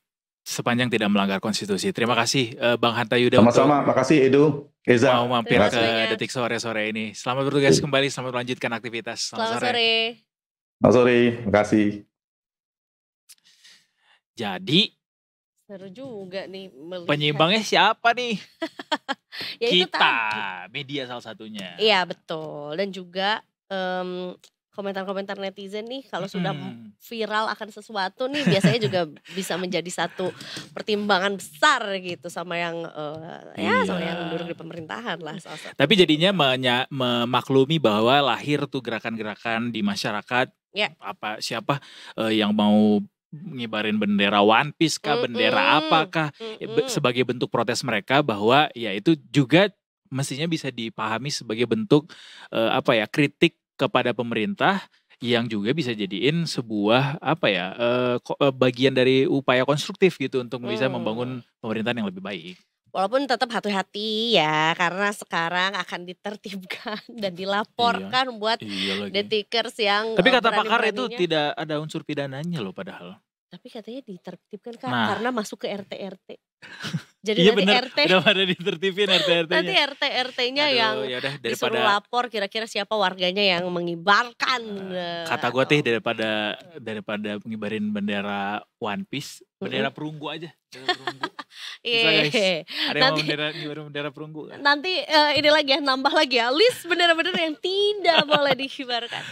Enggak lah, kalau sekarang kita mengibarkannya karena sambil akan nonton ya penampilan live-nya juga Perunggu di Detik Sore, sekalian kita mau kupas tuntas juga soal album baru yang nggak lama lagi akan rilis. Ini mah sudah dinanti sama 2 miliar penduduk bumi. Wah. Album keduanya Perunggu ya. Kita akan ngobrol-ngobrol bareng Perunggu dan juga menyaksikan live performance dari mereka di Detikers. So don't go anywhere, kita akan balik lagi habis ini tetap di Detik Sore. Nggak cuma hore-hore.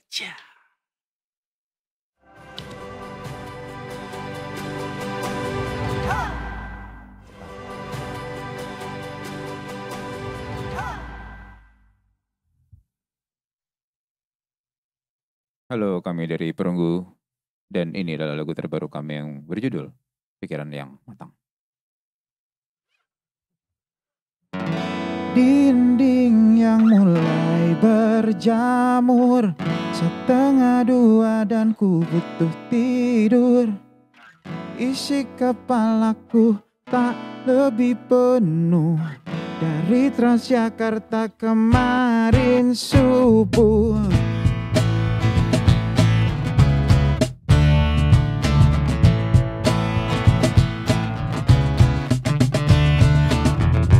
Mulai hari ini saja berhenti menyaksikan polamu.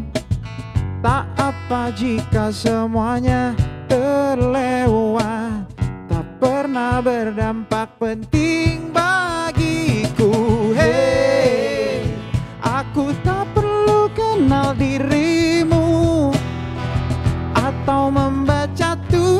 pesanmu ku harap semua tetap begitu. Banyak yang butuhkan perhatianku. Dan hey, kau pernah sita semua waktuku dan tak kembalikan satupun hidupmu. Biar kau yang tahu, banyak yang butuhkan perhatianku.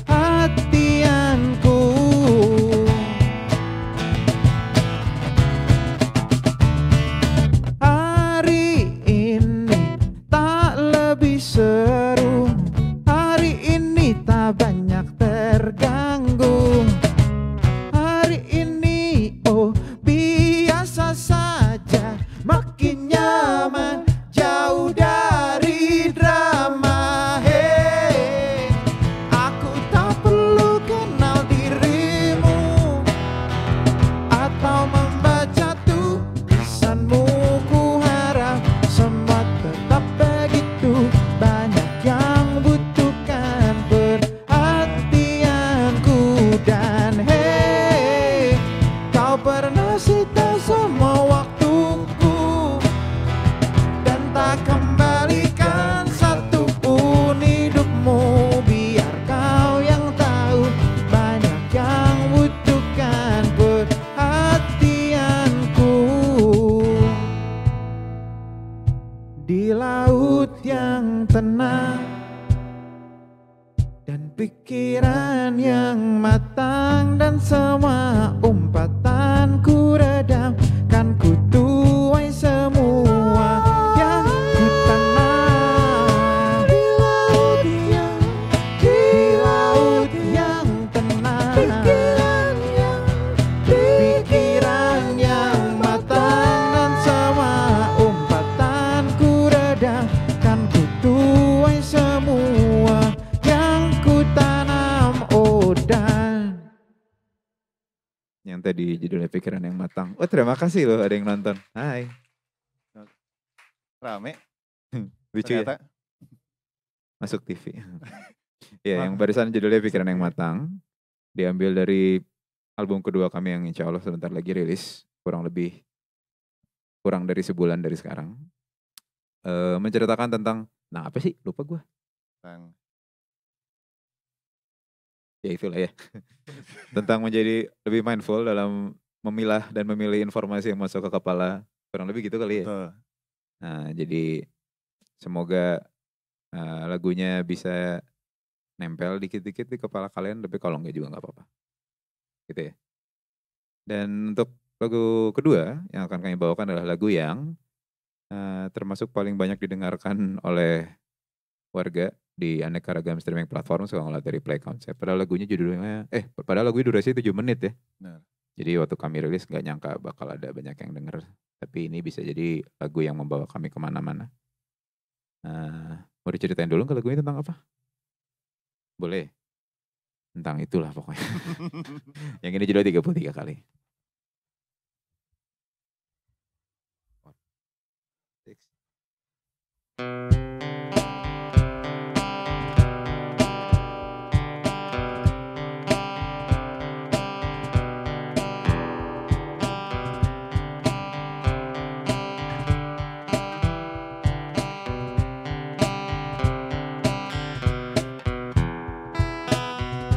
Risalah terikatnya batin dan raga yang mengunci di atas Sang Maha Daya.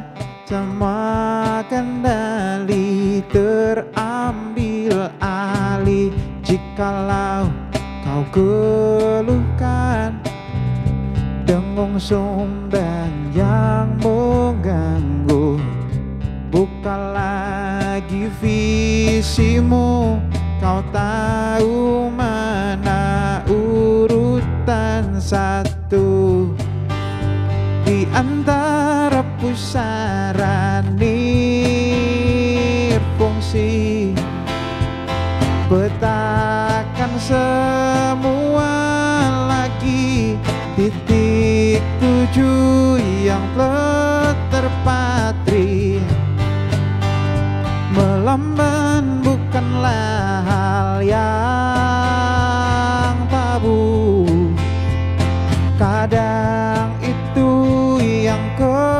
butuh bersandari, bahkan bebanmu. Rotasikan pandanganmu, ambil sudut yang terbaru. Belum pernah kau coba lihat semua, bukan dari matamu. Kalau kau kan mengingat yang membawamu ke sini, kami pernah di situ, di posisimu. Halalkan kesamu.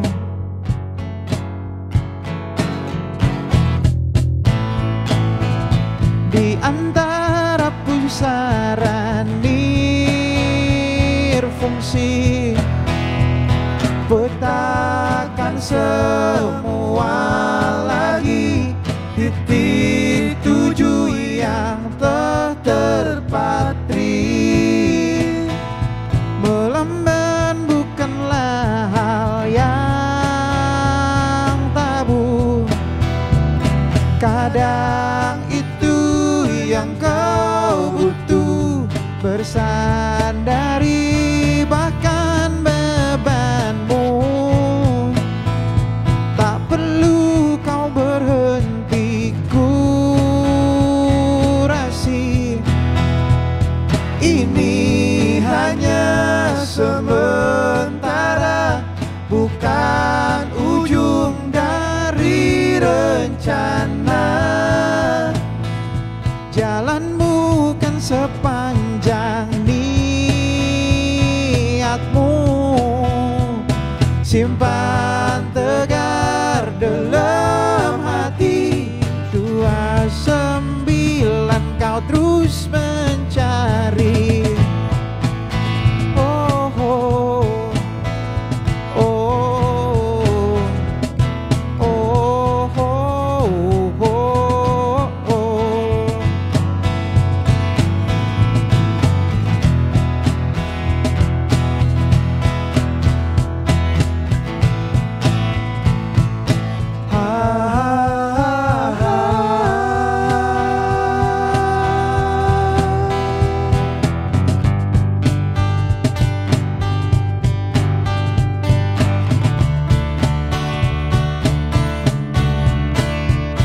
Sebutlah namanya, tetapi jalannya kelak kau mengingat.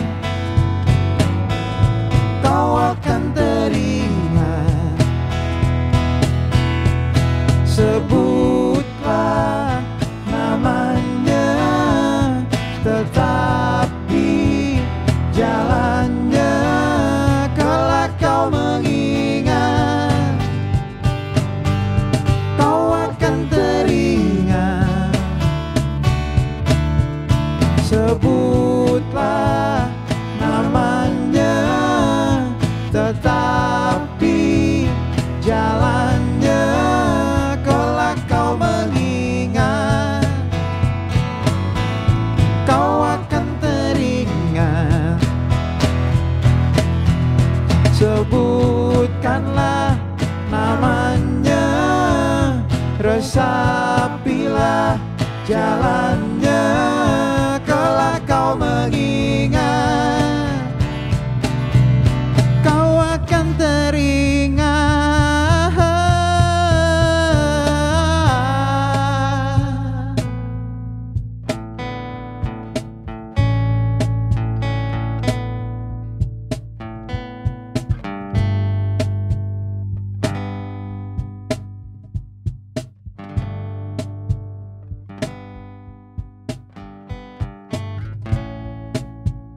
Terus berenang, lanjutlah mendaki.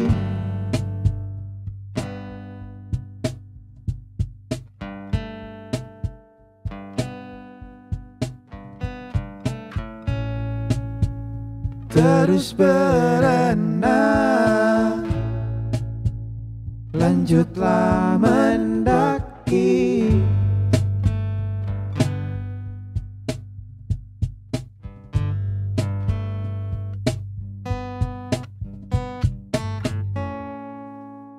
Terus berenang, lanjutlah mendaki.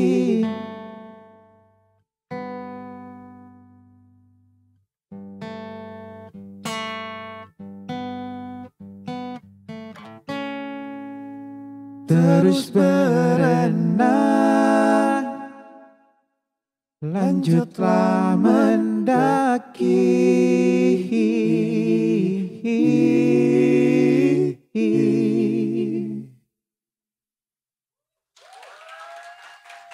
Terima kasih. Terima kasih semuanya.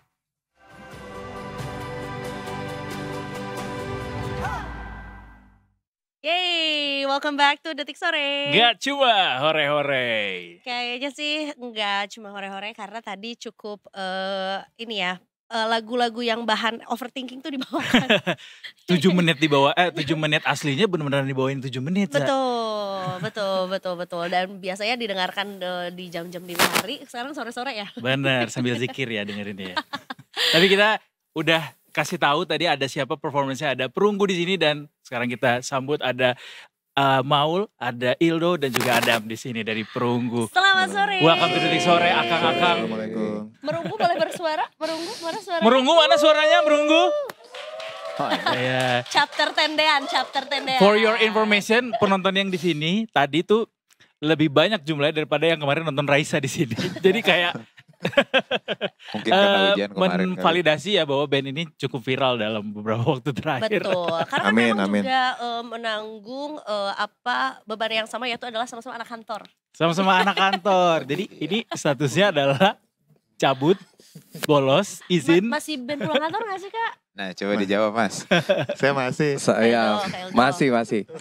Masih semua. Masih. Kenapa ada gerakan gini? Gak tahu Masih. Tadi saya soalnya kabur-kabur gitu. Cuman gak apa-apa lah. Cuman gak apa-apa lah Tapi ya. itu adalah sebuah kebanggaan untuk kita bahwa kok bersedia sih kabur kantor demi ke Detik Sore. Terima kasih loh.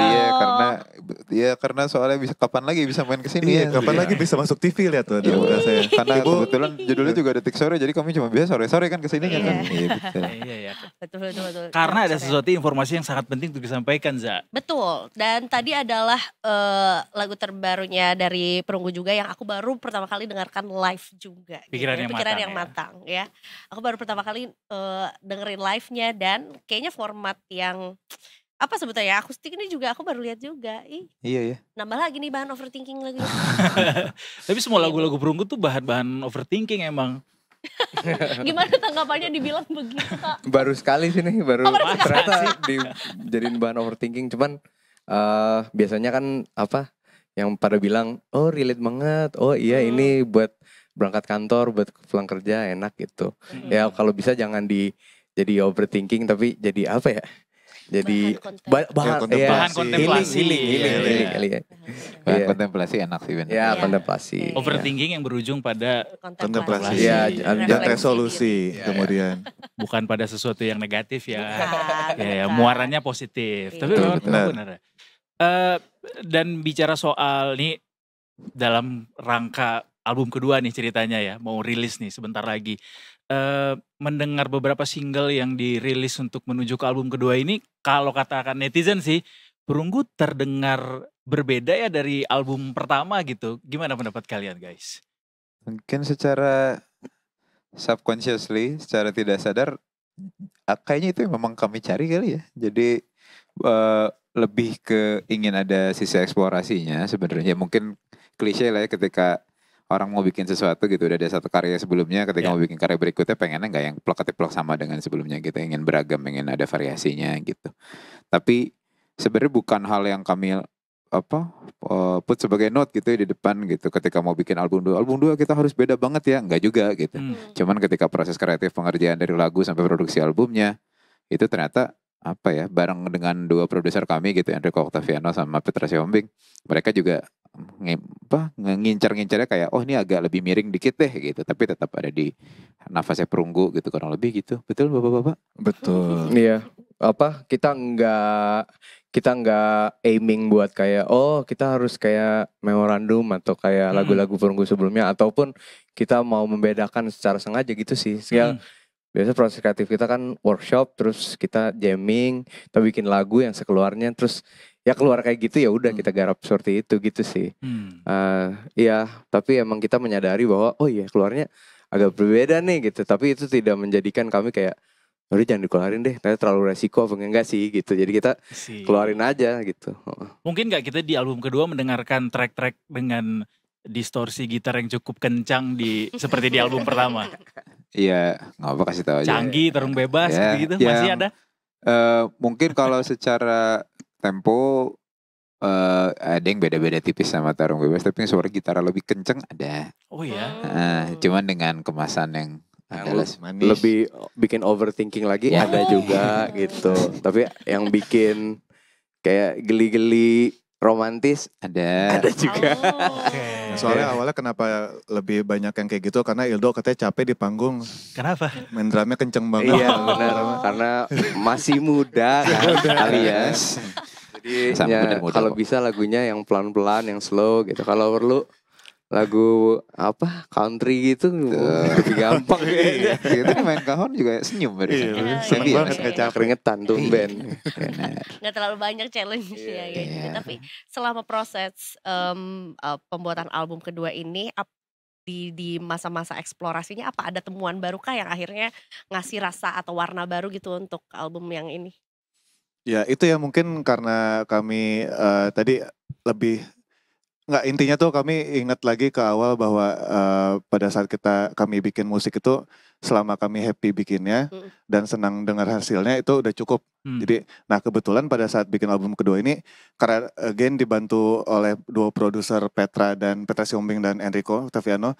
Jadi kami juga terbuka lagi gitu, lebih lebar itu, ibaratnya kalau dulu memorandum skupnya segini, untuk si album yang kedua nanti tuh skupnya lebih lebar gitu.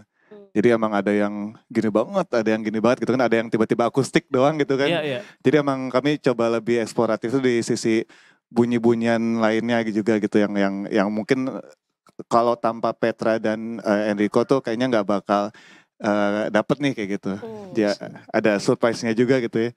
Sama nambahinnya juga secara proses kreatif juga ini kan lagu-lagunya itu dibikin dalam keadaan kami alhamdulillah lagi di selingan aktif manggung gitu. Jadi ada part-part yang kayak ini pas lagi rekaman nyari-nyari jadwalnya kayak gimana gitu. Tapi justru karena jadwal dan waktunya terbatas, jadi dipol-polin banget gitu. Kayak ketika sesi itu, setiap sesi rekaman tuh dibikin seefisien dan seefektif mungkin gitu. Karena cutinya habis. Terus sama selebihnya apa ya yang paling seru? Oh iya ya. Ini technically itu sebenarnya kalau dihitung dari jumlah lagu, si album berikutnya ini sebenarnya album ketiga, karena album keduanya yang total ada 18-17 lagu itu kami buang gitu. Jadi udah bikin album kedua seperti apa, kok kayaknya nggak bagus ya yang kita buang.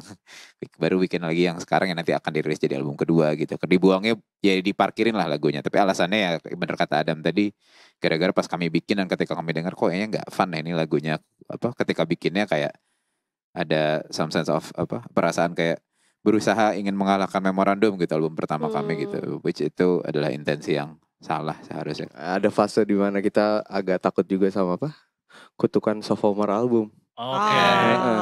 Jadi kayak wow, overthinking. Iya.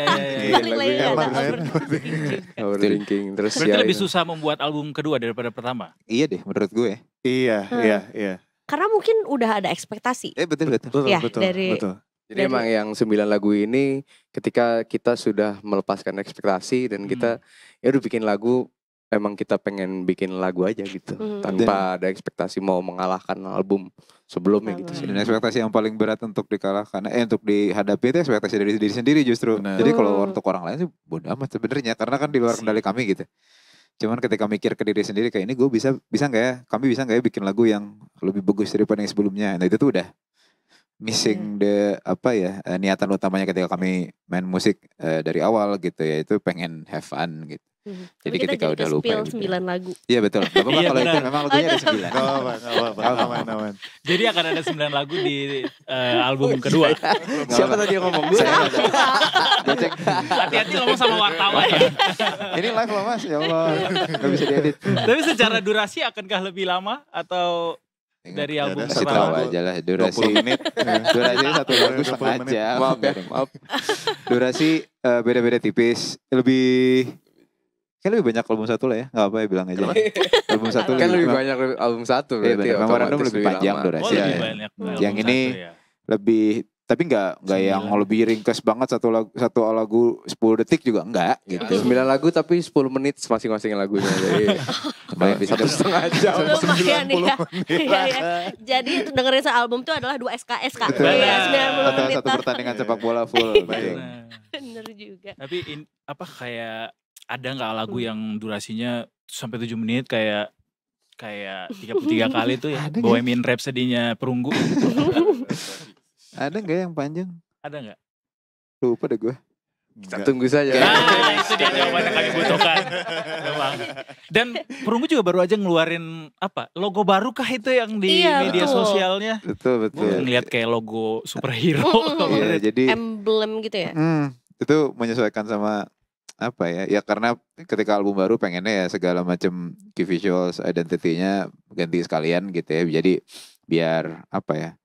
Setiap logo tuh ada eranya gitu pengennya. Jadi pas ketika yang kemarin kami udah 6 tahun jalan pakai logo dan font set yang begitu gitu secara desain. Pas lagi mau album 2 yaudah deh sekalian coba ganti biar fresh gitu. Sama gak cuman logo bahkan foto juga ya maksudnya centil sih fotonya jadi centil. Jadi, bener ya? Jadi centil. Dari yang Centil, gelap-gelapan bener. di sebuah ruangan gitu ya. Jadi centil kalau di Twitter ada yang bilang ini bisa dibikin photocard apa enggak gitu. Udah kayak K-pop, cuman gak pede. Cuman ya itu buat menyambut si pemasarannya si album kedua yang rilisnya kami belum bisa sebut tanggalnya tapi nggak lama, bener-bener nggak lama dari sekarang, hitungan minggu gitu, bukan hitungan bulan This month lagi. berarti. Yes. Oke. Iya, this month bener. Agustus. Terus ya nanti juga bakal ada agenda yang bakal kami lakukan juga di akhir pekan ini di hari Minggu insya Allah gitu ya. Oke. Dengar-dengar albumnya tema kemerdekaan ya makanya. Di bulan Agustus ini. Oh, iya. Dan ada tambahan personil katanya di album Ya, itu. kedua ini ya, itu Akmal ya. Ya, Jokes internal. baru tadi pagi. Jokes. Tapi ada kolaborator mungkin di album ini atau mungkin ada sosok yang Iya. perlu dinanti nih selain 2 produser yang juga mendampingi ya di album ini. Nah, Kayaknya kami consider Petra dan Ijo itu sebagai kolaborator sebenarnya Oke. ketika pengerjaannya. Mereka mungkin bisa dibilang technically ketika bikin album ini si Perunggu jadi dalam tanda kutip jadi berlima gitu karena mereka berdua terlibat banget gitu. Ya memang nggak terlibat di bagian penulisan lagu, tapi ketika penggarapan aransemen, nyari suaranya kayak gimana, bentuk belok-beloknya kayak apa, soundscapingnya kayak gimana, mereka hampir memegang 100% kendali gitu. Kami bukan yang manut-manut aja tapi beneran, dan anyway sepakat dengan apa yang selalu mereka keluarkan gitu. Jadinya ya in a way seperti mereka sebagai kolaborator tetap di satu album gitu ya. Karena kan mereka juga memang musisi aktif manggung juga kan. Jadi memang pada saat kami rekaman tuh mereka selalu mengingatkan bahwa ini kalau dibawa manggung bisa nih gitu. Jadi kan nggak kalau misalnya ditambah ini tambah banyak instrumen, kalau misalnya tadi bawa panggung susah kan ya nggak enak juga gitu. Ya emang mereka bisa melimitasi itu juga. Jadi biar pada saat kami bawa manggung tuh masih enak kayak gitu. dan bicara soal ngelawan diri sendiri tadi, gimana caranya guys dengan kondisi kalian sekarang yang sudah dikenal banyak orang, punya banyak followers, lagu nggak ada satupun yang di bawah 1 juta didengerinnya. Amin. Gimana cara kalian bisa mengelola emosi diri sendiri sehingga lagu-lagu itu masih tetap sesuai sama katakanlah idealisme kalian mungkin? Message-nya tetap sampai. Sering ngobrol sih. Di antara ya kami juga sering ngobrol dan mengingat kembali ke momen di mana kami memulai ini gitu. Jadi pada saat itu ya 2019 kami mulai ketemu bareng, dan kalau dari saya pribadi kayak ingat lagi dulu momen pada saat itu tuh rasanya kayak gimana sih. Oh ya udah emang kami pulang kantor ke studio untuk jamming, main musik dan seneng gitu. Jadi intinya cukup sampai situ, sampai sana ternyata udah cukup, ya udah kami kembali lagi ke situ gitu. Oh ini nih yang membuat kami seperti sekarang tuh, yaitu happy pada saat membuat dan mendengarkan hasilnya. Itu sih. Dan menjaga itu tentunya jadi sebuah challenge juga dong. Lumayan. Sama iya setuju sama Adam, dan kita sempat ada pembicaraan juga kayak pas mau nggarap album 2 terus milestone rilis album 2 segala macem, ya kita kayak ngobrol bertiga, intinya sebenarnya menyamakan niat karena ya adalah kayak oh iya Perunggu udah rame ya sekarang, mau manggung nonton banyak gitu, terus oh gimana nih gitu, agak gampang segala macam. Takabur kecilnya muncul ya. Ya tapi udah gitu kita ya coba grounding lagi aja sih sebenarnya. Kita balik lagi bener kata Adam tadi gitu, kita niatnya apa sih sebenarnya gitu. Ya ujung-ujungnya sebenarnya kita niatnya ya nyenengin diri sendiri, nyenengin keluarga, dan nyari berkah gitu, nggak yang lain gitu. Ya itu sih gitu. Sama yang kami juga suka calibrate adalah si bagian nyenengin diri sendirinya itu kan. Apakah threshold senangnya tuh berubah gitu dengan dulu? Apakah cara untuk menyenangkan diri kami sendiri adalah jadi lebih susah atau lebih gampang, atau ada hal-hal khusus yang harus dilakukan gitu? Karena kan memang sebenarnya kami pun secara pribadi bertumbuh gitu ya. Jadi ada hal yang dulu ngerasain manggung aja udah cukup happy gitu. Sekarang apakah harus yang nonton segini banyak baru ngerasa happy? Nah itu tuh sering kami tanyakan berkali-kali gitu. Ujung-ujungnya yes, kalau saya pribadi selama manggung masih bareng sama mereka dan masih bisa lihat-lihatan sambil ketawa di atas panggung, itu insya Allah udah cukup sih. Jadi gitu. Gimana caranya supaya bisa tetap fun? Ya itu akan tetap jadi poros gitu ya. Betul. Dan gimana peran Merunggu yang akhirnya membesarkan Perunggu sampai saat ini juga? How do you see them? Akankah ada suara Merunggu juga nanti di dalam rekaman? Juga ya. Kenapa baru kepikiran sekarang? Ketiga bisa. Re-record apa? Iya. Atau nanti untuk edisi deluxe. Edisi deluxe nanti ya. Bisa bener. Untuk bonus track. Saya dong ikutan ntar ya. Bisa. Gimana guys? Ya kalau gue pribadi very very grateful sih, karena Perunggu itu selalu apa ya, mereka tuh kita nggak pernah nganggap sebagai apa ya fans club atau apa gitu sebenarnya, karena mereka tuh kita ngelihat sebagai kawan aja gitu, kawan yang memang udah nemenin kita dari lama banget, dan alhamdulillah mereka makin solid dan makin rame gitu kan ya. Jadi peran mereka sangat penting kalau menurut kita, terutama ketika offline event, manggung ataupun kita ada acara, ada mereka tuh kayak apa ya? Ya kayak kayak temen aja gitu kayak sih. Supporter ke-12 gitu. Iya, ya. betul. Kami tuh ada di dalam grup WhatsApp-nya gitu. Di grup WhatsApp Perunggu tuh kami masuk ke dalam, terus ya udah kayak ngobrol sama teman-teman aja gitu. Karena sebenarnya gitu. Iya, mereka tuh tipe-tipe orang yang misalkan kami mengenal mereka bukan dalam setting pemain musik dan pendengar, juga kami mau temenan gitu karena sama ya ngobrolnya nyambung the very beginning. Maksudnya anak-anaknya supel, asik, cerdas, dan berwawasan luas gitu. Jadi malah banyak banget belajar. Kalau mereka ngomongin apa tuh kayak oh gini tuh gitu. Itu satu. Terus kalau ditanya seberapa penting, ya penting banget. Justru menurut gue pribadi faktor besar yang bikin kami tetap grounded itu justru mereka sebenarnya. Jadi kebalikannya ada fans club dan bikin kami makin dilulukan. Enggak, kadang mereka justru yang suka ngebecandain kami gitu kayak Cile masuk TV nih ya gitu misalkan. Ya misalkan kami udah mulai masang apa gitu, misalkan dapat jadwal rundown, kami main di paling malam jadi headliner gitu kurang lebih di festival. Mereka yang ngeledekin gitu, asik festival nih, asik. Jadi kami, oh iya nih. Jadi diingetin lagi gitu bahwa ini ada beberapa orang yang memang ya yang OG-nya gitu, yang mereka yang sudah nontonin kami dari zaman kapan gitu, dari zaman yang nonton baru 5-6 orang. Terus mereka sekarang masih ada dan nemenin juga pas kami alhamdulillah ada yang nonton udah di berapa ribu orang juga. Jadi kami tetap sadar dan ya udah nih ini main, jadi kayak ada teman, sesimpel ada teman yang nemenin dan ngeliatin kami bertumbuh aja gitu. Dan itu penting sih, sangat penting buat kami gitu. Jadi sehat sebenarnya sebagai band. Healthy relationship berarti. Healthy relationship indeed. Dan untuk pertanyaan yang lebih serius lagi, kayak kalian kan ngantor juga, terus bikin lagu bagus-bagus juga, live musiknya juga bagus banget tadi. Manggung terus. Ngurus keluarga juga gitu, manggung terus juga. You make it all look easy. kayak apa berdarah-darahnya di balik itu semua guys? Yang mungkin kita yang bisa di-share ke kita. Iya. Jaga kesehatan sih ya. Jaga kesehatan. Ya, itu kayak olahraga rutin tuh kayak itu udah wajib gitu. Diskusi intens dengan istri. Ya itu juga penting. terutama. Jam tidur aman. Aman insya Ya Allah. kadang dikorbanin ada untuk beberapa hari lah ya. Jadinya sekarang menghargai momen tidur dimanapun gitu, kayak misalkan karena sebenarnya manggung tuh yang bikin lumayan draining adalah travelingnya gitu, tripnya kan. Jadi ketika nunggu ketika di dalam perjalanan darat, di mobil atau nunggu pesawat, sebisa mungkin tidur gitu. Apa lagi ya? Iya itulah pokoknya jaga kesehatan, tidur, baik itu olahraga, makan yang bener. Jadi ya kita kesempatan makan jorok pas lagi weekend.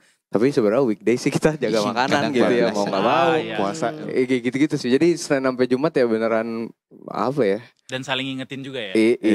Iya sih, iya. Olahraga sih. Itu loh. Kesehatanmu itu loh. Dan mungkin juga small team cukup membantu ya, kan bertiga saling ngingetinnya mungkin lebih. Bahkan kayaknya untuk skala yang bagian ngingetinnya juga sampai ke tim teman-teman produksi juga. Jadi kan ketika kami manggung kan itu total rombongan 15 sampai 16 orang gitu. Jadi mereka juga sama kayak kemarin contohnya di satu kota, Hildo yang ngide gitu. Ini nunggu soundcheck lama, kita booking lapangan padel yuk. Jadi main padel 16 orang, 17 orang gitu. Sekarang bikin turnamen. Terus bikin turnamen. Jadi niatnya haha tapi lama-lama kompetitif. Tetap harus culture ya, ada padel di situ. karena gampang kali ya Mas ya. Gampang. Betul. Dan menyenangkan karena game kan ya. Iya betul. Kalau yang paling suka ngingetin kayak kalau ke Surabaya makannya ini, kalau ke Palembang makannya ini, kalau ke Makassar makannya ini, siapa yang punya job desk itu? Adam sih. Lumayan ya. Gue seneng kulineran. bikin polling gitu. Kalau kita mau ke sini dia tanya ke di IG biasanya gue suka media. lempar gitu. Yang orang-orang sana bisa ngasih tuh list-list yang emang gak turis banget gitu biasanya tuh. Yang kami cari justru yang gak turis-turis amat sebenarnya. Karena sebenarnya kami juga udah mulai koleksi listnya gitu, kayak top 5 selama manggung sama Perunggu, jalan-jalan keliling sana sini, nomor 1 apa, nomor 2 apa itu udah ada. Jadi kayak ada beberapa menu yang kalau misalnya ke kota itu udah pasti beli itu gitu. Gitu sih, tapi masih nyari-nyari. Dapat input ya, jadinya bisa bikin buku lagi untuk itu bisa bikin produk baru tuh buku benar. Baik. By Perunggu gitu ya. Oke, guys. Apa yang harus kita nantikan nanti untuk album keduanya yang bulan ini? Oh iya, tanggal 10 nanti kami akan umumkan di sosial media beberapa jam lagi atau beberapa hari lagi mungkin. Hari Minggu tanggal 10 Agustus nanti bakal ada agenda listening session untuk publik. Jadi ya berbayar karena lebih ke untuk pengorganisasian acaranya itu sendiri. Nanti ada kapasitas detail jamnya jam berapa, venue-nya di mana akan kami kasih tahu. Including judul albumnya juga kapan dan dirilisnya kapan. Jadi kok itu kesempatan buat yang siapa tahu yang mau denger duluan silahkan gitu. Karena lagunya sebenarnya udah beres, sudah kami submit ke digital streaming platform, tinggal tunggu rilis gitu. Klik publish ya. Betul, tinggal nunggu. Udah di schedule jadi tinggal udah di schedule. Jadi gak mungkin kepleset gitu. Bener, gak mungkin kepencet delete gitu. Jadi selain itu ya tunggu album kedua kami yang insya Allah bagus, seenggaknya menurut kami sendiri. Ya. Itu. Nggak sabar untuk mendengarkan Perunggu di album keduanya yang pesona cowok-cowok soft spoken ya. Pesona cowok soft spoken. Cowok kantoran soft spoken ya. Ada satu tugas tambahan buat bapak-bapak Perunggu. Jadi kita punya tagline guys, kalau misalnya kita bilang detik sore, boleh bantu kita dengan jawab dengan nggak cuma hore-hore. Is that alright? Yep. Oke. Nggak cuma hore-hore.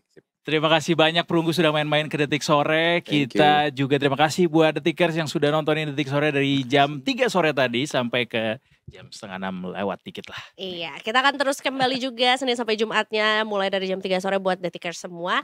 Bisa ditonton di 20detik.com tentunya. gitu. Edward Rosmorangkir pamit. Sama Vira pamit. Dan seluruh kru yang bertugas hari ini juga ikut pamit. Kita ketemu lagi besok tentunya cuma di Detik Sore. Gak cuma hore-hore. Pecah suara tuh.